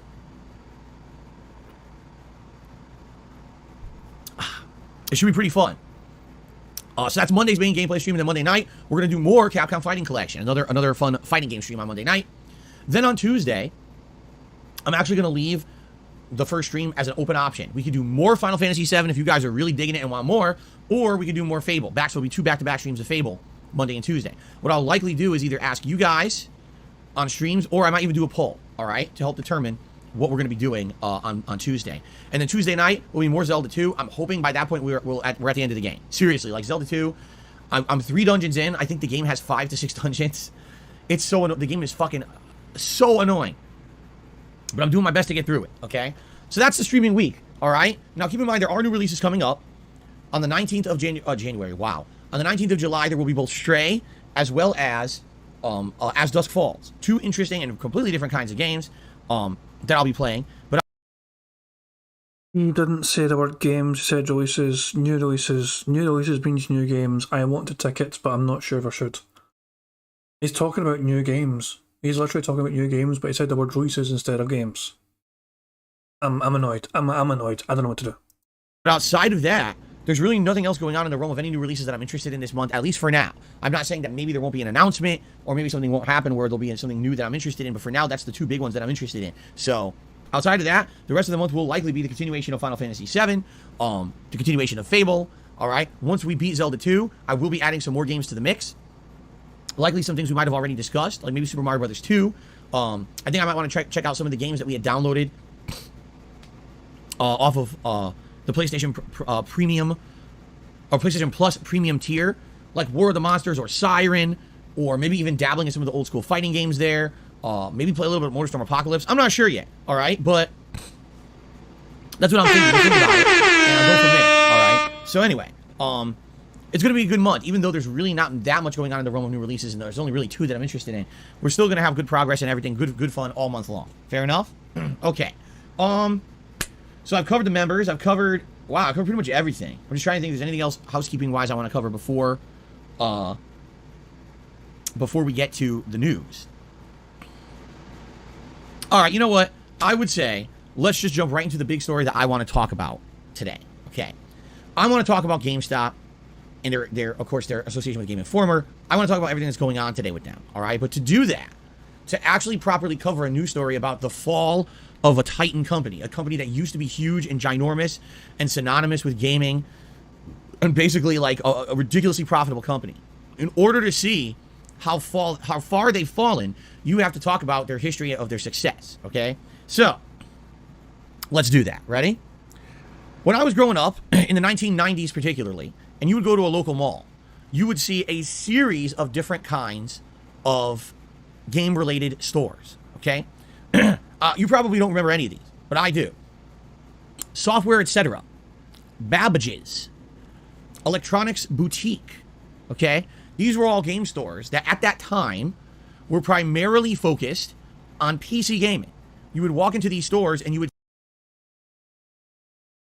We're going to speed up to 1.5. Money, yeah, money, oh, money, yeah, money. Thank you very much, DDog196864 Nerd, for the super chat. It's a big super chat, man. I appreciate it. Double bingo, Boris lost bet, owed me money. Jesus, Boris is gone. Thank fuck for that. Good old Bojo's out the fucking door. But yeah, thank you very much, man. I appreciate that massively. So, guys, appreciate it. So we're going 1.5 speed now. I hope everyone's okay with it, and we're just going to try and catch it. We're actually quite behind by like, how far are we behind? Almost 10 minutes. You would see rows of boxes of PC games. This is going to be a very boring ass story. There might still be things happening in Bingo. Obviously, it might say shocked at one point, and it might say hate to say or whatever. We just need to, like, it's not too fast that we will miss it, you know what I mean? Because it's story mode and he talks slow. For story mode, he only talks kind of fast when he's reading the contributions. So there you go. Find out on these wire racks, okay? You would also see all kinds of peripherals, accessories, and things for PC. Joysticks, for flight sim games, wheels, for driving sim games. And what they would actually have is those peripherals would be sitting on the shelf for you to like hands-on try. Not that they were plugged into anything, but you could at least see what you were getting. And then the boxes to buy them would be sitting right next to them. So, oh, this looks cool. I'm gonna buy it. Pick it right to the counter and buy it. Okay. Mouse pads, mice. No. I'm not gonna let Phil get away with that. I want to see his little driving motion again. And I think it looks quite sus, if you know what I mean. Let's to these stores, and you would see rows of boxes of PC games lined out on these wire racks. Okay.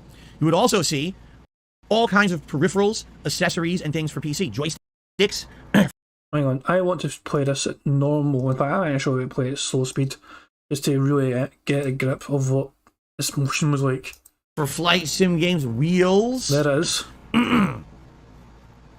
That's Phil driving a car. For flight sim games, wheels.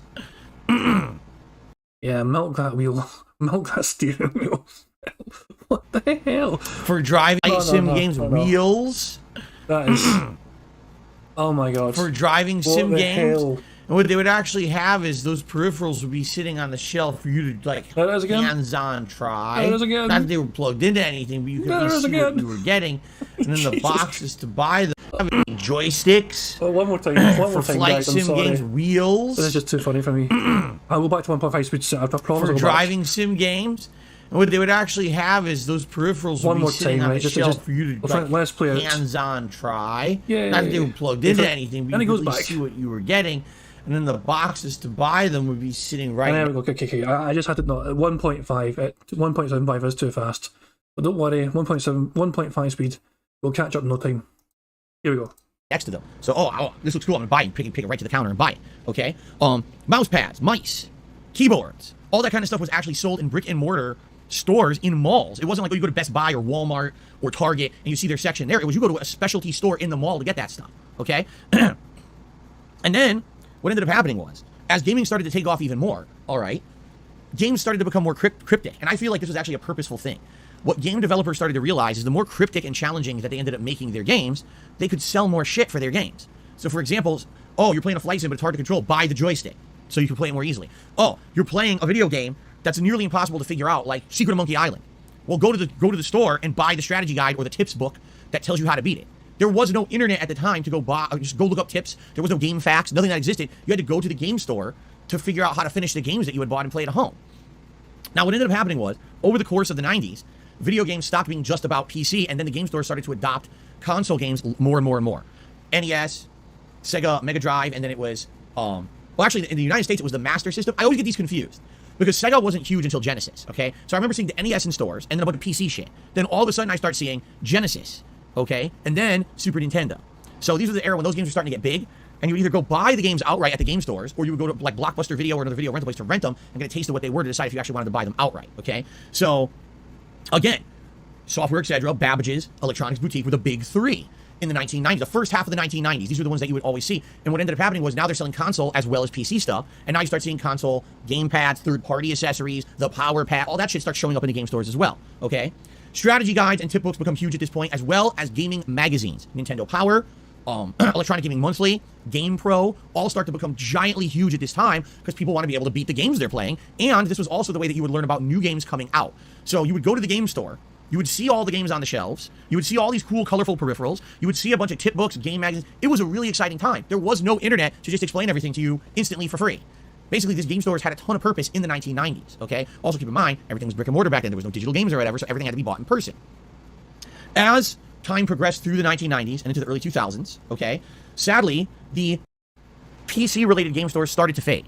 What ended up happening was people who were PC enthusiasts kind of moved to other places to get their stuff, whether it was online ordering or whether it was more dedicated computer-based stores, because there were at that time, I remember there was like computer-based stores that you would just go and there's all computer accessories, games, the entire store was computer stuff. That doesn't exist anymore, but back then it did, okay?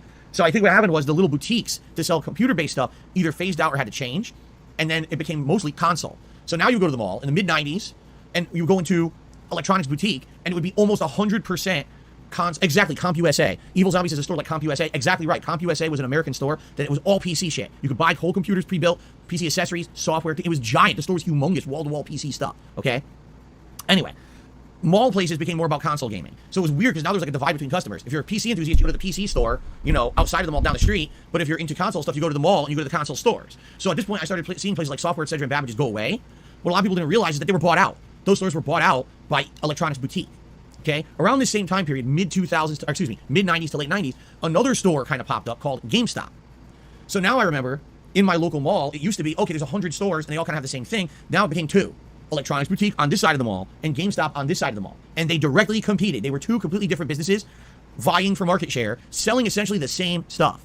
Video game, physical games, consoles, accessories, gaming magazines, gift cards, strategy guides, posters, and a few accessories and things like, I remember every once in a while they had like a t-shirt or something stuff like that, okay?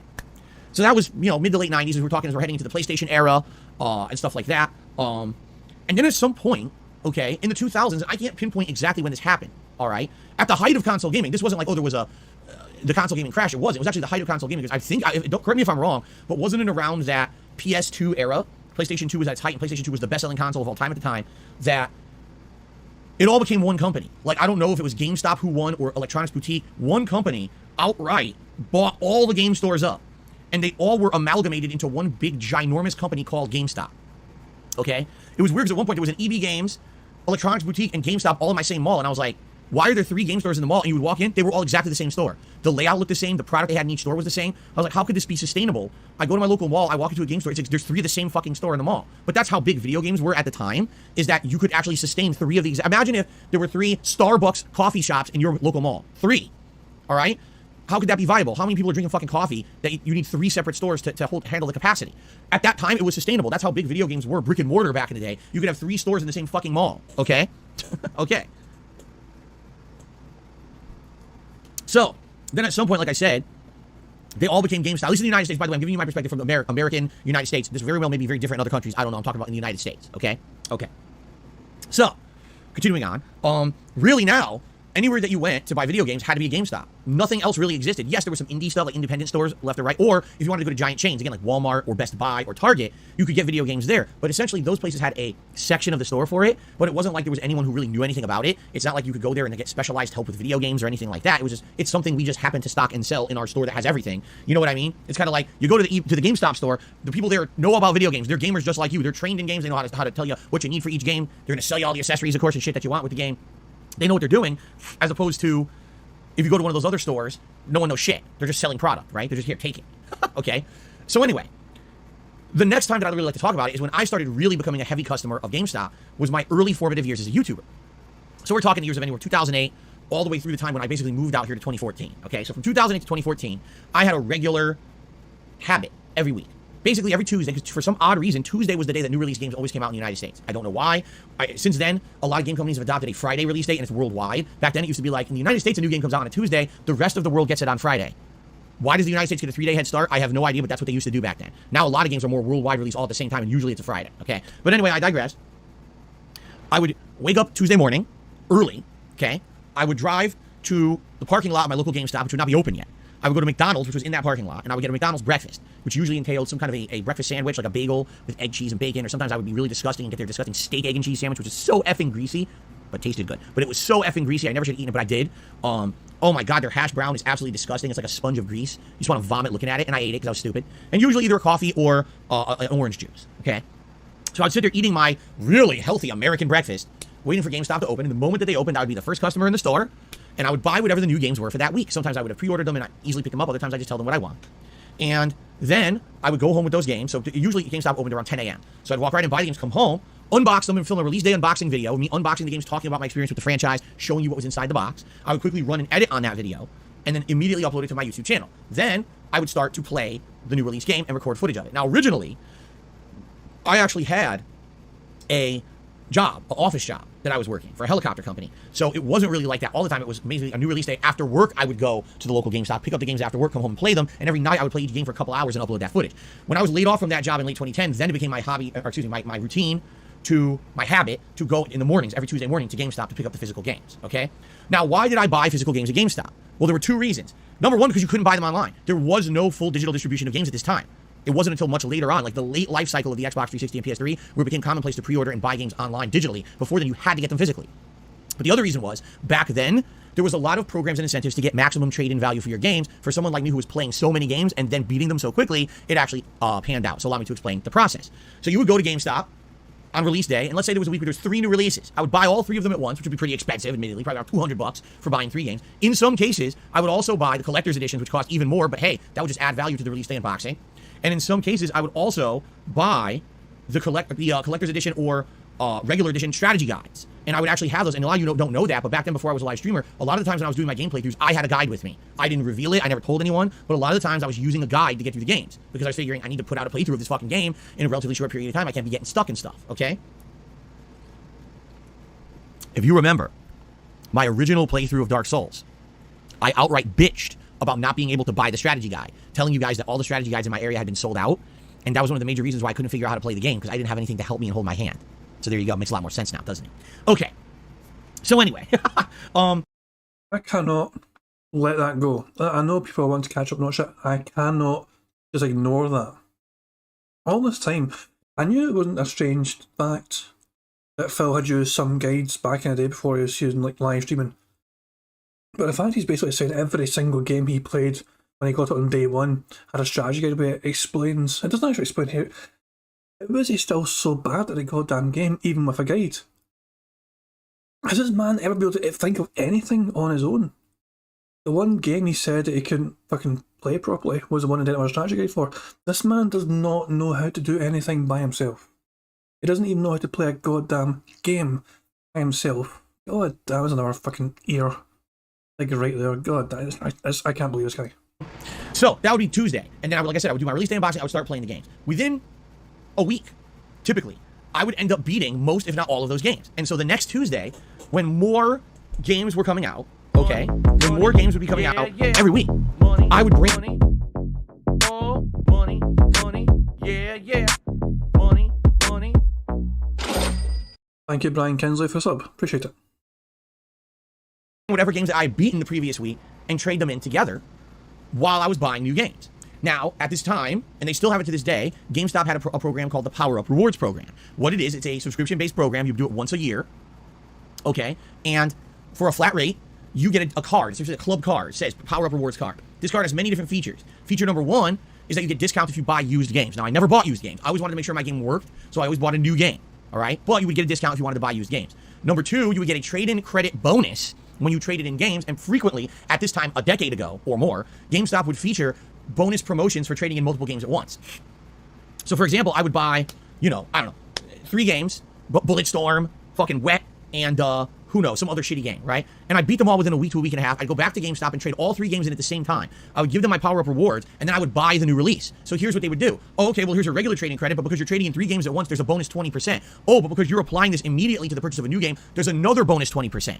So I would stack and stack and stack. And in some cases, a game that I just paid $60 for a week before, I would get $40-some back a week later. It was essentially like an extended rental as opposed to buying the game. There was tons of value in doing that back then.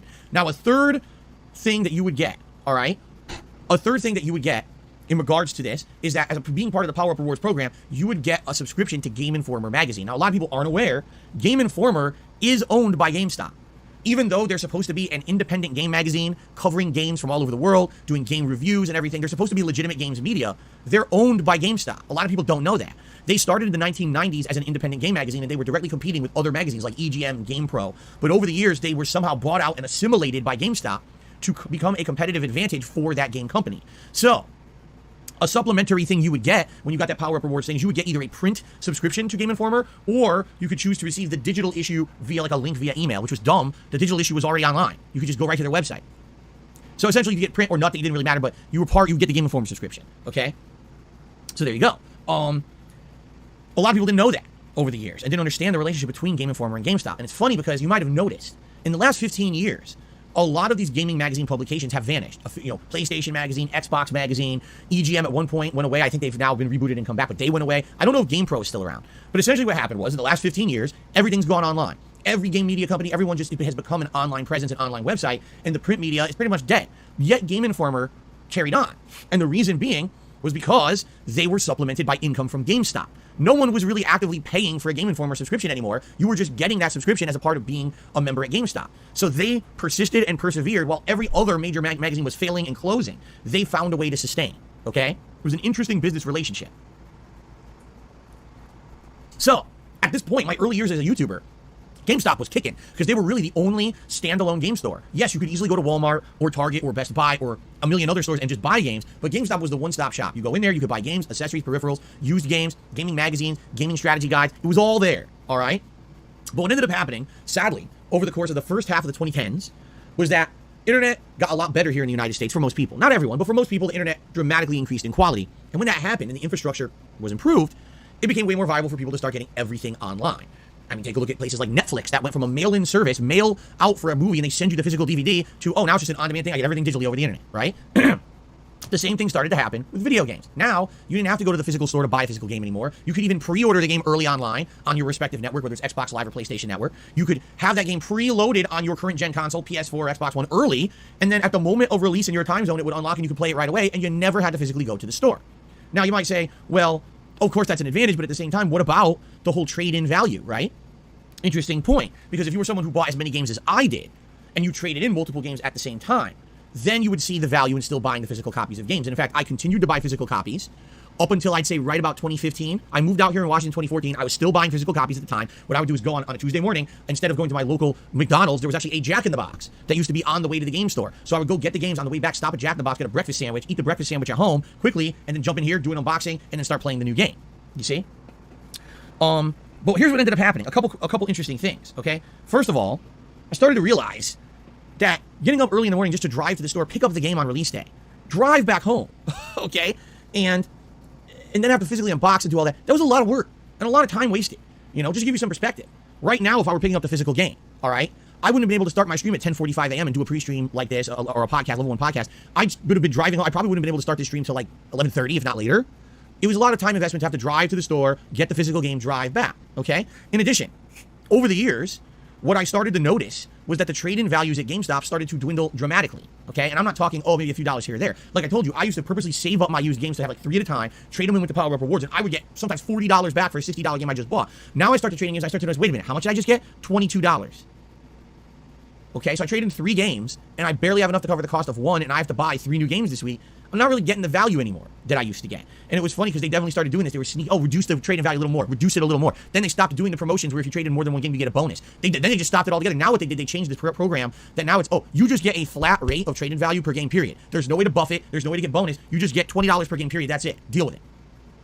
So why would I keep going to the store physically to buy games if I can get everything digitally over the internet for the same price? I can preload the game on my console and have it ready to go without ever having to leave the house. I can even have control over my schedule more because things are loaded and ready to go whenever I want. And you've reduced the value of the trade-ins dramatically. So there's like, why would I ever want to go to your physical store? It's almost like GameStop refused to see the world changing around them, stuck their fingers in their ears and neener, we don't care, neener, everything's going to be fine and roses and rainbows, and then refused to try to find a reason to continue to go to the stores. I would compare this to, imagine if, right now, just think about the airline industry, okay? Right now, the major way for you to really travel major distances is to jump on a plane and fly. There's other alternatives like trains or whatever, but in general, the best, fast, and most efficient way to travel is flying. We can all agree on that, right? Imagine if, over the next decade, scientists invent teleporters, okay? So now you can safely teleport yourself from the east coast of the United States to the west coast of the United States within 2 minutes, okay? You're perfectly safe, it's fine, and it's feasibly price-wise, okay? Okay? What would happen to the airline industry, right? The airline industry would panic and have to find a reason to continue to travel physically, right? They would have to try to incentivize. Why do you want to still fly physically on the plane when you could just teleport yourself across the country instantly for the same cost, right? The airline industry would have to fix this and figure out a way. Maybe they would change the flight experience to be more of a luxury experience. It's more of a party on a plane rather than just business travel or just necessary travel. Or maybe they would reduce the cost and make it more competitive. Whatever it is, right? So, GameStop essentially was in exactly that same situation. You could instantly get anything you wanted game-wise over the internet for either for free if you're looking for game information, or pay the same exact price as the physical copy in the store and get the game digitally like this. So why in the holy hell would you want to go physically to GameStop? And everyone in the industry saw this happening except GameStop. Like, they ignored it. They ignored that this was happening around them. And then what ended up happening was their sales tanked, plummeted. The store started bleeding money. And so, I would say it was about 5-6 years ago, all of a sudden, overnight, GameStop changes their business model, their business strategy. You go into a GameStop, and it used to be wall-to-wall games. It used to be game peripherals. It used to be game strategy guides, everything games. All of a sudden, you go on your local GameStop, look, what happened? This entire wall is Funko Pop collectible figurines. This entire wall is gaming mugs, t-shirts, posters, action figures. Is this a toy store? What about, I thought this was a game store, now it's a toy store. And if you weren't aware, what actually ended up happening was GameStop bought ThinkGeek.com. ThinkGeek.com was an online marketplace that sold things of that style of culture. Okay, geek culture, comic books, sci-fi, video games, movies, of that kind of culture. They bought the business out, closed the business, and literally took all their stock and their infrastructure and turned that into a way to integrate essentially junk collectibles into GameStop. So their solution to being outdated for selling games was to sell other junk that was already being sold online via ThinkGeek, but buy out the company ThinkGeek and close the website so you would have to physically go to GameStop to buy the same stuff. Do you think it worked? No, it didn't. And GameStop continued to hemorrhage. So then, about 2 or 3 years ago, there was a major shakeup within GameStop. All of a sudden, horror stories started to come out about mass layoffs, that stores were severely understaffed, and that even the upper management of the company was hemorrhaging. They were leaving. The CEO left, like all the people in charge left, they had new people coming in, and all of a sudden they announced all these new initiatives. Oh, we're now going to make GameStop an in-person destination for competitive gaming. We're going to turn GameStops into mini tournament centers. You're going to want to go there to play the latest Madden or the latest Call of Duty or the latest fighting game competitively. This is what we're going to do, okay? Before they even had a chance to implement that, COVID hit, completely destroying any ideas that they had about doing anything in person, okay? So, interestingly enough, my own personal observation about GameStop, as I would go there on a whim, I never really went in there to buy anything in the last 5-6 years. I turned my entire business to all digital. So since like 2016, every game I buy is digital. I don't have any physical games anymore. It's a very big rarity if I buy a physical game, okay? I would just go in there on a whim, and I would absolutely fucking laugh looking around the store and seeing that 90% of it was junk. It was a t-shirt, a collectible, things you could buy online for cheaper, by the way. It wasn't like you had to be in GameStop to buy this shit. You could easily buy this online anywhere else for cheaper, but they thought because they were a brick and mortar store that had bought all this inventory from ThinkGeek that they were somehow going to win the market share. They did not. In fact, what was hilarious about the place was every single time in about a 4-year period that I walked into a GameStop store, there was only one employee in the whole store running the whole thing. They were always overworked. There was always a ton of customers waiting in line to buy something, and this one employee scrambling around to try to help them. But then you would hear them say, oh, but please, you want to buy this protection plan for your game so that if you damage your game disc, we will fix it or replace it for you, right, sir or madam? It's like, what? So not only are you overworking all your employees by having the stores understaffed, now you force them to sell bullshit. An extended fucking warranty on a game disc? What are you talking about? It's complete profit for the company. It was a big joke. The whole place was a joke at this point. They weren't focused on selling games and making a customer happy anymore. They were just focused on absolute minimum bare bones operational cost and selling maximum product within a short period of time. That was it. Basically, the store has no value anymore. It's just make profit. Okay? Now, fast forward to today, all right? So, things today are a lot different. COVID is now ending. Obviously, no one's really talking about COVID that much anymore. I think as much as some of the media wants to spin it and claim that there's still a pandemic, let's all be realists here. COVID's not gone, but at the same time, it's not a giant issue like it was. People have returned physically to stores and restaurants and everything in the last year. So there's really no excuse anymore for the fact that GameStop is not successful. Besides the fact that no one goes to GameStop because there's no reason to go there. The trade-in value is gone. That you don't need to go there to buy games anymore, and no one wants to buy a bunch of junk in a physical store. You could just buy everything online. So what's the fucking point of GameStop? Zero. There's literally 0 point. All right? So yesterday morning, it was announced again that now GameStop is laying people off again. They laid off their either chief operational officer or chief financial officer or both, one or the other. And they laid off about 100 other employees that were mostly corporate level, but interestingly enough, they actually laid off a bunch of people at Game Informer. And these are people they just hired within the last year. So imagine you're a journalist or an aspiring journalist, and finally you made it. Game Informer, a major publication that's been around since the 1990s, hires you. Now you're in the industry, right? You made it, you're big, you start writing articles for them, and within a year you're laid off. Now what do you do? Well, guess what? There's no other place to go. Gaming journalism is not booming right now. In fact, it's quite the opposite. In the last few years, you've seen a lot of gaming journalist places close down, or get assimilated into others. And so what do? You literally changed your life to become part of this business. Maybe you moved across the country to work physically at a place during COVID, by the way, so it wasn't easy. And all of a sudden, within a year of having this new job and something that you thought was going to be life-changing, you're laid off. Isn't that nice? And there's horror stories emerging as of right now, where people are posting up, yeah, I was in the middle of this project and I just got laid off by GameStop and this sucks. I don't know what to do because there's no jobs out there right now. Now, all of this you say is just typical stuff. If, this weren't the internet era. Well, it is the internet era. And what's happened is some leaks, some internal memos and discussion at GameStop about what they're going to do now because they're failing. Ladies and gentlemen, they have decided, I'm not kidding here, I wish I was. The management of the company GameStop has decided they are going to heavily dip and focus on Web3 and NFTs and all that shit. You know, oh yeah, the stuff that everyone's really positive and popular on right now, right? You know, the stuff that literally dipped 90% in value in the last 6 months. NFTs just crashed. And the management of GameStop just announced we're going to focus on NFTs. This is our future.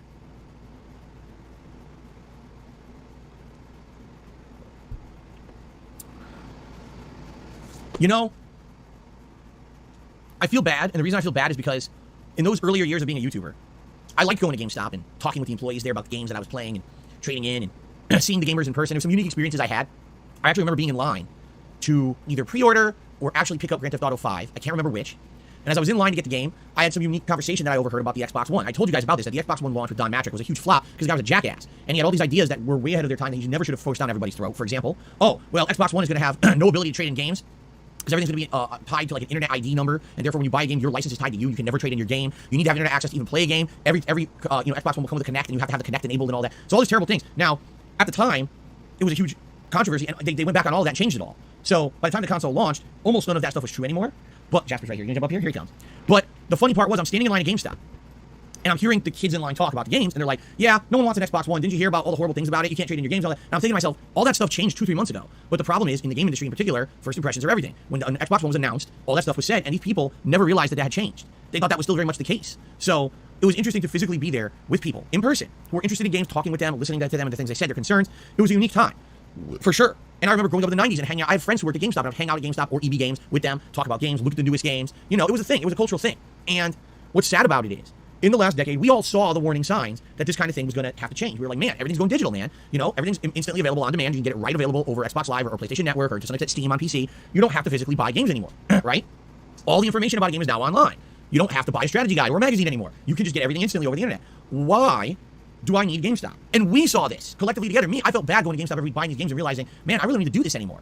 I'm not getting trade-in values. It's more of a hassle for me. I have to physically drive to the store to buy the games and trade them in. I could be streaming earlier. I could be making content earlier and not have the confines of having to drive to and from the store and getting no trade-in or anything. Like, why am I going to keep doing this, right? GameStop somehow didn't see this. The management of this company was so poor that literally the business model was succeed when it's popular, and then when things change, fail.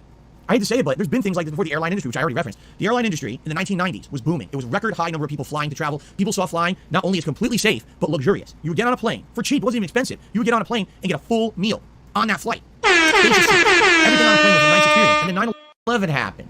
And when 9/11 happened, no one wanted to fly anymore. The illusion of the safety of flight disappeared. And what happened to the airline industry? A lot of things either went out of business or had to downsize or merge with others. Planes, instead of becoming luxurious and full of nice features, became crammed and packed in, seats halved in size, no more meals on flights whatsoever. Here's your bag of fucking pretzels, right?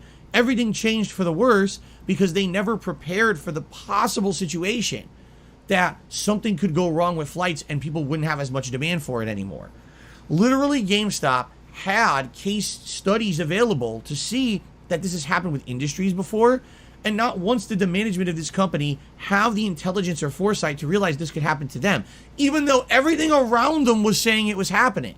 Literally, you could have talked to any gamer, and that gamer would be like, why the fuck do I want to go to GameStop when I could stay home and get the game? But no one, they just didn't listen. Like I said, it's literally like they I don't want to see it, I don't want to hear it, I'm going to block out everything and pretend like everything is fine and just see it go, boo! And what you really got to feel bad for are the employees. The people who work at Game Informer, who, by the way, I will say this about Game Informer, okay? I personally have read Game Informer in the 1990s, and whenever I looked at game reviews, Game Informer over the years has always been a website or journalistic source, whatever you want to say, whatever you want to call them, all right, has always been one that I read. And the reason being is because they were owned by GameStop. They were not really beholden, all right, to anyone else. They weren't reliant on having to kiss butt. They weren't reliant on any kind of like unspoken partnership with a major game publisher. You know what I'm saying? You scratch my back, I'll scratch yours. We'll kiss your game's butt, then you provide us with exclusive access to future games. They just seemed like they were very independent. And when I read a lot of their different reviews, I thought that they were well done. And unlike a lot of other gaming outlets like IGN, excuse me, there was something in my throat there. They seem to actually scale their reviews properly. And what I mean by that is when you have a review system that's a scale of 1 to 10 for a game review, if this game is a 10 and they justify it, and this game is an 8, they have to justify it. You can't say, oh, this game has a ton of positive about it, this game has a ton of negative, but this one's a 10 and this one's an 8. That doesn't make sense. Other game news outlets tend to do this all the time. They just don't scale shit at all. They just throw a fucking number out there and attach it to it. It makes no sense. Game Informer didn't do that. Game Informer usually made sense with the review structure. Of course, there's exceptions here and there. But in general, I really respected Game Informer, and I found myself more times than not over the years agreeing with Game Informer reviews when I went to make my own. Okay? It's a shame now that this company that was kind of a remnant of journalistic integrity, in my eyes, is now being negatively affected because their parent company is run by a bunch of fucking uneducated, really stupid jackasses. You can't even justify the lack of any kind of creative thought, foresight, prevention, or anything that, you know, the management of GameStop is a case study in stupidity. I can't imagine what they were thinking as they sat there and their company was hemorrhaging left and right. Everything was going digital, and they were just like, oh, the entire business is on fire, but this is fine. Shut up, bitch! I just don't get it. They were number one, the biggest game store in the United States. There was sometimes multiple GameStops in a single mall. They were like the Starbucks of gaming. And they just completely, utterly destroyed their own company without having any creative thought. It's like, well, if things are great, leave them great. And when things are bad, oh well, we don't know what to do. Fuck it. Let the company burn. They could have literally done anything better than what they did. Buy out ThinkGeek and put their collectibles and junk into our stores. This will save the business. What the fuck were they thinking? Here, in 1 second, I will give you an example of something they could have done. Incentivize the trade-in. Make it that GameStop is the place you want to buy games, because not only do you get a one-stop shop opportunity to get everything you need, but then once you beat the game, you come bring it in and you get good value for your trade-in, so you physically want to go back to the store. Is that so fucking hard? Really? As any gamer could figure that out. There is no real viable place to trade in games that give you good value. Give me good value for my trade-in. I will come to your store every week. By the way, when I'm there, I'll probably buy a t-shirt. I'll probably buy a strategy guide, and I'll probably buy extra shit while I'm there because it's a good experience. But they literally have no fucking intelligent thought. The management of this company are dumb as shit. And that's why they kept failing and leaving, have someone else who's a big wig from another company come in. Oops, I don't know anything about gaming. Company fails. Now they're out the door. Here comes the next jackass. And I can't, who gets hurt by this the most? The employees, the people who are working at the stores, who are overworked, underpaid, stressed the fuck out. The people who are working at Game Informer, who are doing some of the best journalism in gaming right now, they're getting laid off. Do the people at the top really suffer? They're just going to get hired by another fucking Fortune 500 company. And it's the people under them that have to suffer. This structure is broken beyond belief. Corporate America is fucking ridiculous. And it pisses me off. Because this is a company that had all the success, and there was no reason for them to fail besides ineptitude, laziness, stupidity, and unintelligence. Just ask a fucking gamer how to save your company, and you'll get a good suggestion within 5 minutes.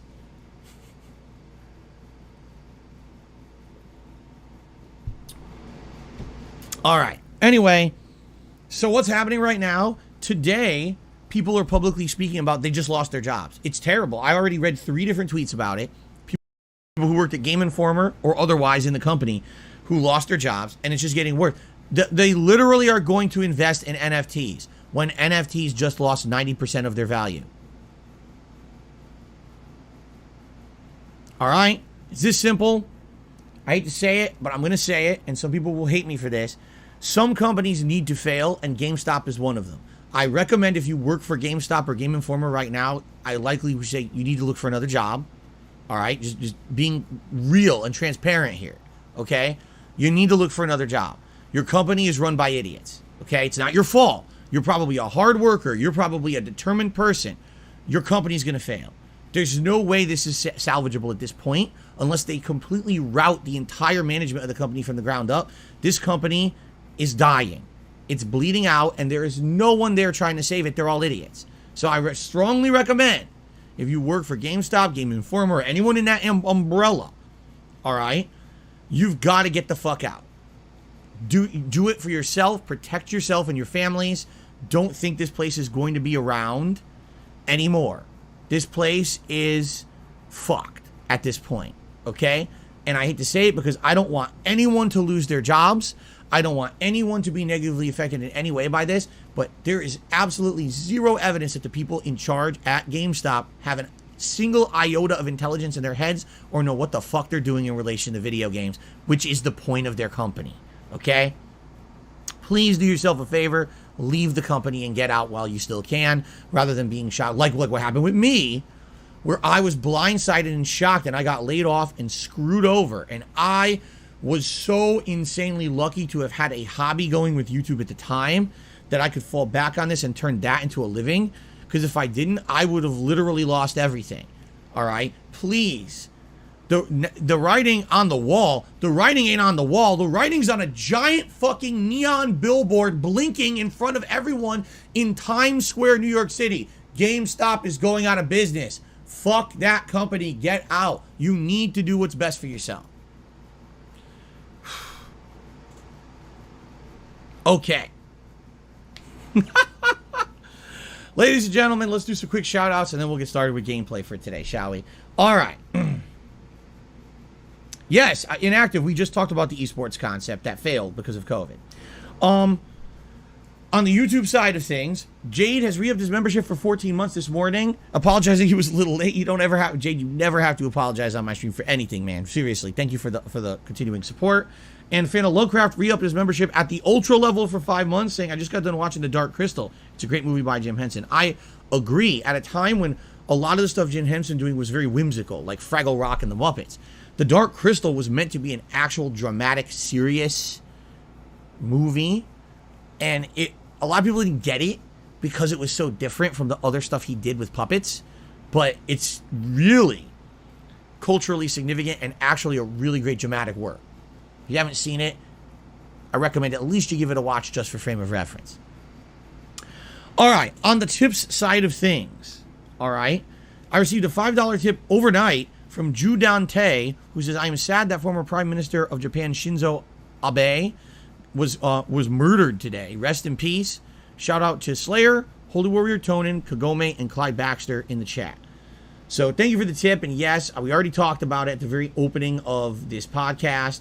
It is sad what happened. It is horrible what happened. I mean, I really don't know anything about the guy or his political beliefs whatsoever. I don't, because I'm ignorant. I'll admit I'm an ignorant American. I don't follow politics that much. I don't really know what the hell was going on with him, but it's very sad and it's a shame. And I'm very sorry to hear this. Rest in peace. I feel like you said shocked. Hang on. What's up? Culturally, at least things. Sad that former Prime Minister of Japan, Shinzo Abe, was fighting. I'm ignorant. I'll admit I'm an ignorant American. I don't follow politics that much. I don't really know what the hell was going on with him. But it's very sad and it's a shame. And I'm very sorry to hear this. Rest in peace. Shout out to Tarantula MS 2018, who tipped me $10 and says, hey, Phil, I'm starting up a second job soon. This one will align with my major, unlike the other one. Thanks. And that's good to hear. It's always good to hear that you may be, anyone in life is able to eventually do something for work that they want to do. Obviously, if you went to school for something, it was your major in school, that's what you wanted to do with your life professionally. A lot of people don't get that opportunity. You know, I'll be honest. I went to school for business and finance. When I graduated, no one was hiring unless you had previous experience. I'm like, how do I have previous experience? I was in college. Oh, you should have done an unpaid internship. but I was working full-time while in college to pay college tuition. How was I supposed to do that? Oh, you were supposed to be rich, so your parents would pay for your college tuition so you could have had the unpaid internship. So essentially what you're saying is everyone who works in the business industry and finance is rich, and anyone normal like me can't do it. Oh, okay. This is what I was actually told by school counselors and professors. So anyway, I digress. When I graduated, I couldn't do anything with my degree. It was a worthless piece of paper. No one would hire me because I had no experience, and no one would hire me to give me the experience. So I ended up doing a bunch of jobs. I ended up working for a predatory lender, which isn't what I went to school for. And then I ended up working at Best Buy and then a helicopter company. I've literally never used my degree for a single thing. I probably could have gotten more use out of it when I ran out of toilet paper and I wiped my ass with it. And I went to school for 4 years for that. I'm sure my parents are real happy that they paid for that, right? And of course, the scholarship that I earned and also what I paid. You know, I paid for some, they paid for some, the scholarship paid for some. It was literally all wasted money. So anyway, the point I'm making here is if you go to school for something, you graduate for it, right? And then you actually get to do it. It's a rarity these days. So I'm happy to hear, Tarantula, that apparently you are getting to finally do that. What I would hope for you is that you find success, okay? You find success, and you get to continue to do this, hopefully, eventually for a living. That's what I wish for you. I wish you the best. I hope it works out for you. Mango now trying to be an idiot. You said you had to work to pay tuition, but your parents paid for it. Do you really think that when I started in college that I had the money to pay for it? No. My first semester, I had partial scholarship, and my parents paid for the first semester tuition. And then since then, the agreement was I was going to work to help pay for it while they paid some. So it was kind of a shared responsibility. I paid for some of it, they paid for some of it, but I had to work. That was how it worked. They didn't have the money to pay for it all. I don't blame them. They're not fucking rich. So when Phil, you were earning some stupid YouTube fuck you money from Machinima, did you pay them back at all at any point when you were fucking rolling in the dough? It was a gravy train. It was fucking easy money. Did you pay them back at all for all those years of carrying your poor little ass? For raising you and fucking putting you through school and putting you through college? I don't think you did. I think you just bought some statues, you went and leased a BMW out, you went and ate steak every other night, then you got yourself gout, then you got yourself an underage woman, or an underage girl on your arm to flout, and you ran across the country and lost it all. Fucking moron. And then on top of that, I had student loans too. I had loans too. I couldn't pay. It was ridiculous. Just think about that. Just think about that. I'll say right now, I'll think about it. And you went to conventions this time. You went to all sorts of goddamn game conventions this time. You got credit cards to pay for going to those game conventions. Instead of paying off your goddamn loans, you went and got some more debt just so you could play some stupid games. I am thinking about it. You're so irresponsible with money. You have been for years and you still are today. Fucking jackass. I had student loans. I had a partial scholarship. My parents paid for some of it. And I still had to pay for some of it. Out of pocket. Think how expensive American university education is. Anyway, let's continue. Snow Curl tipped $1.50. Says, sorry to hear you're struggling. I hope you'll understand. We love your content and how much we value and the meaning you put into it. We, you know. And now he's talking about exchange rates. Okay, no one cares about that. But thank you for the tip, Snow Carl.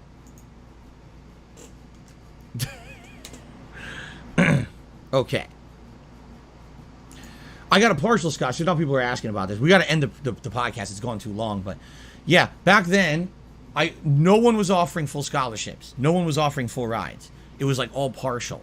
So I ended up having a scholarship that paid for a good chunk, but then there was still a lot left. And the first semester when I wasn't, you know, obviously I didn't have money. I was a high school kid.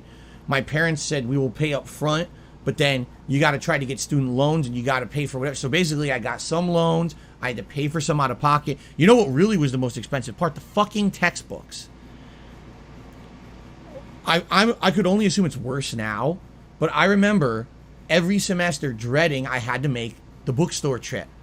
Because back then you couldn't get the books online or anything. I know today there's bootleg books and stuff you can get.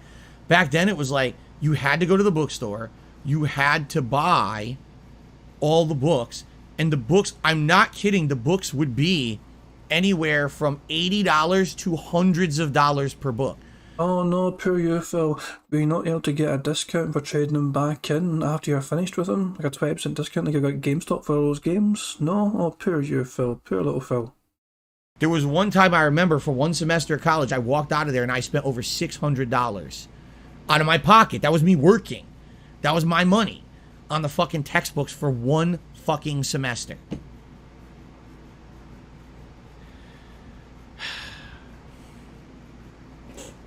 Anyway, I don't really want to talk about this now. I'm going to get upset. Let me just put it this way.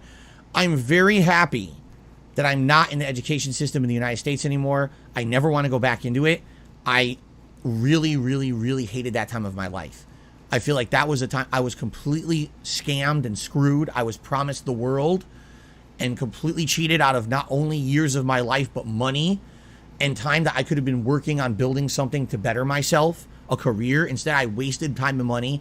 And I really feel the educational system in America is a joke. And people literally get ripped off on a daily basis with this thing. I hate it. And I just don't want to talk about it because it actually really upsets me. Okay? Okay. Oh my God. Inactive says my first business book for college was $600. Just one book. Just one book.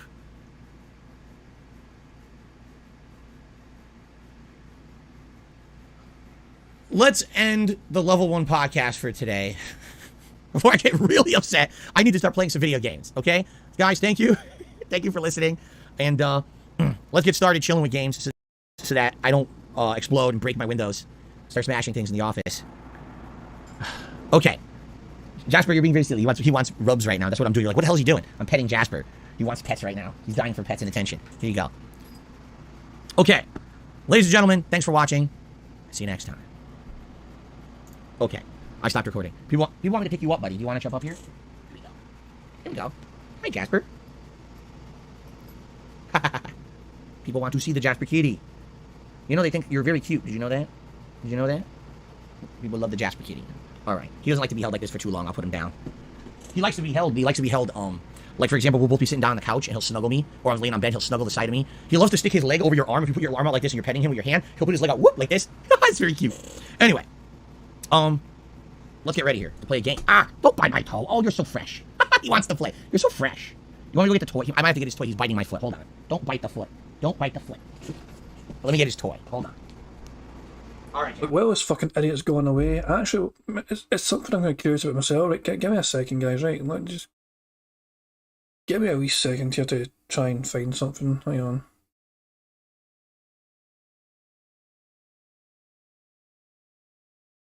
Two seconds.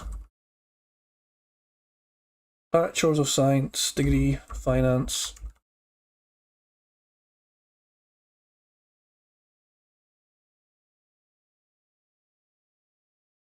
What can I do a business with finance degree? There's all sorts of shit I could fucking do with this. I'm actually fucking wrong. Hang on. Just like guys. He's actually going away right now, fuck it, you know. You got for just like am I on the right thing? Yeah, okay. Yeah. Right, random Google is random. I just typed in the Bachelor's of Science degree finance business, you know, because he has got a Bachelor's of Science degree, Phil, that's what he's got. And this is the things you can do. A finance degree is just so across the entire business spectrum in any sector, meaning you apply for public sector, private sector, government and international careers. Other career options might include actuary, banker, procurement, auditor, consultant, trader, insurance, stockbroker, economist. There is so much Phil could have done, probably. There's a lot of flexibility, it sounds like, with the degree he had. He's thinking that he's like pigeonholing himself into one certain aspect. The fact of the matter is that he got that degree, he couldn't be asked to put in the effort to try and further himself. Yeah, it's a Bachelor's of Science or a BS. There's no standard between, there's a Bachelor's of Art and a Bachelor's of Science, BA and BS. So it's unbelievable. You get what I'm saying though. It's the same old garbage. So let me go back to the bingo and we'll play. Come on. We're at 1.5 speed, by the way. But it's almost over this anyway, because I feel like we're not going to get a bingo or a full card before he starts recording for gameplay. But we'll see. He's way to talk it to a hireable. Imagine him hiring him and having that for this. I would throw him from the top of the building. Alright guys, give me 1 second. I'm going to turn on all the air conditioners in the house. I didn't realize how hot it had gotten. I just walked across the house. It was like really hot in the bedroom. I was like, oh shit, I wonder what temperature it is. Oh, it's the mid-70s already and the sun's coming out. That's why. Okay, give me a second. I'm just going to turn on the air conditioners and then we're going to get started with Final Fantasy. Okay, give me 1 second here to do it. I guess Phil's busy turning the aircon on. We're almost on ourselves, guys. As soon as he starts recording, we're out. I mean, I've been trying my best to make the bingo cards more awesome. I don't want to make it too easy, you know, but I still want to make it a challenge to win. I'd love to manage to get a full 25 one time so somebody in chat can win a prize and I can reward you. I get great support in these streams, man. I got a great turnout. People have been subbing, people have been attending live streams, you know what I mean? People have been even contributing, you know, like sending me super chats and all shit, and I greatly appreciate it. I'd love to be able to give back to you guys. And I can't just do it through members. Like my idea was thinking of doing it like a members thing, but that's technically a lottery and you're not allowed to break those terms. I'm just trying to think of the best ways to do it. Now we're set. I made sure everything was on. I turned on every fan in the house, so I got maximum air circulation going. I walked across the hallway. I was like, oh god, like it's really stuffy and humid in the bedroom. And I was like, I didn't realize it was going to be that hot today. Now I look and it is. It's actually going to be that hot today. So, all right. Okay. So, let's do this. Let's jump over. Let me fix this, guys, because you never also see him because the camera for us is zoomed in, but let me fix it for you. So, first of all, let me just do that. Go over there. Oh, that's too far. We'll keep playing. Let's resize. And we can change it. And it looks like we have to redo the whole Shinra Tower from the start because people are saying I didn't save. I'm a bonehead. I'm an idiot. I'm getting old and stupid and, you know, crotchety and dumb, and I do dumb things. I say dumb things, and, you know, that's what happens when you get older. You become absent-minded and stupid. And next thing you know, you're playing, you don't save your game. Right, live on stream, you embarrass yourself horribly in front of everyone, like a buffoon. One day I'll come in here completely nude, forgetting to put on clothes. All right, hopefully that doesn't happen. No, seriously, hopefully I don't one day stumble into the office. Who am I? Where am I? Who are you? I hope not. Jesus. That'll do for now. Angry Templar just did a super chat saying, when it comes to shooting games, what game developer is your favorite? You know, I don't think I have one anymore. I did it one time. I really liked, at one time I liked Infinity Ward, and another time I liked Treyarch. But over the years, I feel like every Call of Duty game has kind of failed me and or gamers in general. I just don't think they're that good anymore, you know? And then, of course, at one point, you did have competition. Those developers, DICE, were making great games, and now theirs kind of suck, too. I don't really know that we have a consistently good first-person shooter developer anymore. I'm just being honest. Oh, excuse me, that's disgusting. How is my health conditions? I'm not sure what that means. How is my health conditions? If you could hear, my post-nasal drip got better. I knew this would happen. My post-nasal drip got better over the course of the pre-stream. It seems like when I'm in this office and I talk a lot, it clears up. I don't know. It seems like every day there seems to be a pattern, so. What's up, Guts? Good morning. How you doing, Guts? Okay, so one quick thing, everybody. All right, as we're about to get started. I said this at the very beginning of the pre-stream, and I'm going to say it again as we start with gameplay now, okay? This weekend, I need help in regards to tips, all right? I'm not asking for anything above and beyond anything normal, all right? I'm in a situation where I have 2 large bills that need to clear in the next few days, and my day off is Wednesday, and I need to be able to afford things like groceries for my family and stuff like that, all right? The only way I'm going to do that is with tips. I appreciate memberships. I appreciate super chats. I appreciate any kind of support you can give this channel. But if you were already considering contributing to any of my content over the course of this weekend, all right? I definitely need as much help with tips as possible, okay? If that means foregoing in the short term, I was going to become a member, but I can actually tip Phil instead, please do. You know, I don't like talking about this. I'm not going to be talking about this the entire stream. I refuse. This is about gameplay and chilling with you guys and having a good time. I hate that I have to talk about this, but I do. I'm just in a situation where, yeah, things are tight. I'm kind of living paycheck to paycheck, and at this point, you know, I need to afford these bills plus other stuff when I have my day off on the week coming up, all right? So please, if you can, tip. Thank you in advance to anyone who does. And as you know, there are rewards. You know, $50 going to glasses, $100, pick a hat, silly hat for me to wear, $150 raised vest for me to wear, you get to pick. So, all right? And that's all I'm going to say. I don't want to go into talk about it all day. Stupid shit. I just want to play a game and enjoy it. I'm really enjoying Final Fantasy VII with you guys so far, okay? Shia has tipped $2, says, hey, Phil, I hope you have a good stream today. I just stepped away for a minute. I saw that somehow Hideo Kojima is misidentified as the assassin in Japan. Someone mentioned that earlier on the pre-stream, but it just sounds so fucking stupid that I don't want to really bring it up because it sounds so dumb. It just sounds like another irresponsible media outlet being so fucking stupid that, you know, That's why I shake my head at it and say I'm not even going to entertain that nonsense, okay? Did Elsky just become a supporter and then retract his statement? I didn't even know you could do that. He did. It totally said Elsky re-upped the membership and then he retracted it. How did you even manage that? I didn't know you could do that. That's pretty funny, actually. Yeah, look. Okay. Wow, they were really thinking when they put that option in there, huh? That's really... Anyway. Because I was going to shout him out, and then it disappeared. Like, okay. Green Dump did a super chat saying, is this Wings of Redemption? If you think I'm Wings of Redemption, you may both be blind and deaf. And stupid. But thank you, Green Dump, for the super chat. What a dumb thing to say. Okay.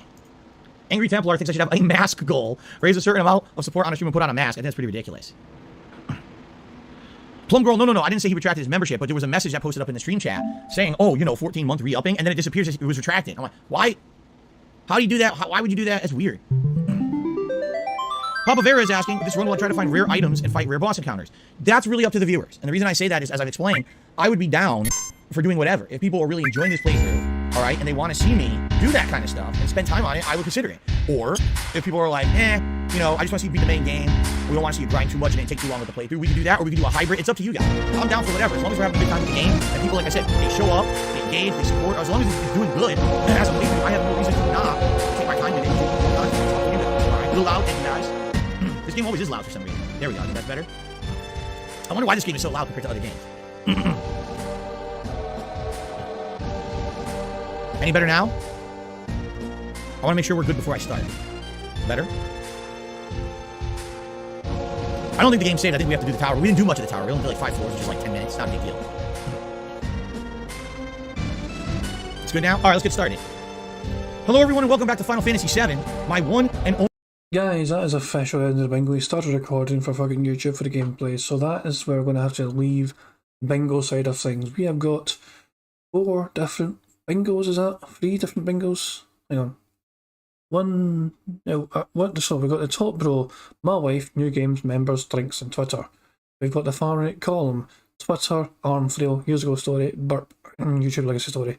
And we have the 4th row down, food talk, positive, goal, hate to say, and burp. We're very close to our stuff. Very close to our stuff, but we never quite got there. He never said detractor or trolls, even though he talked about people shitting on him. He didn't say sound good, even though he started talking about the audio and trying to make sure the audio levels are good, especially right at the end, therefore starting fucking recording. He never said shocked for some reason, even though some shocking things happened in a World Race, like he was talking about the fucking former Prime Minister of Japan getting assassinated. Didn't say the word shocked.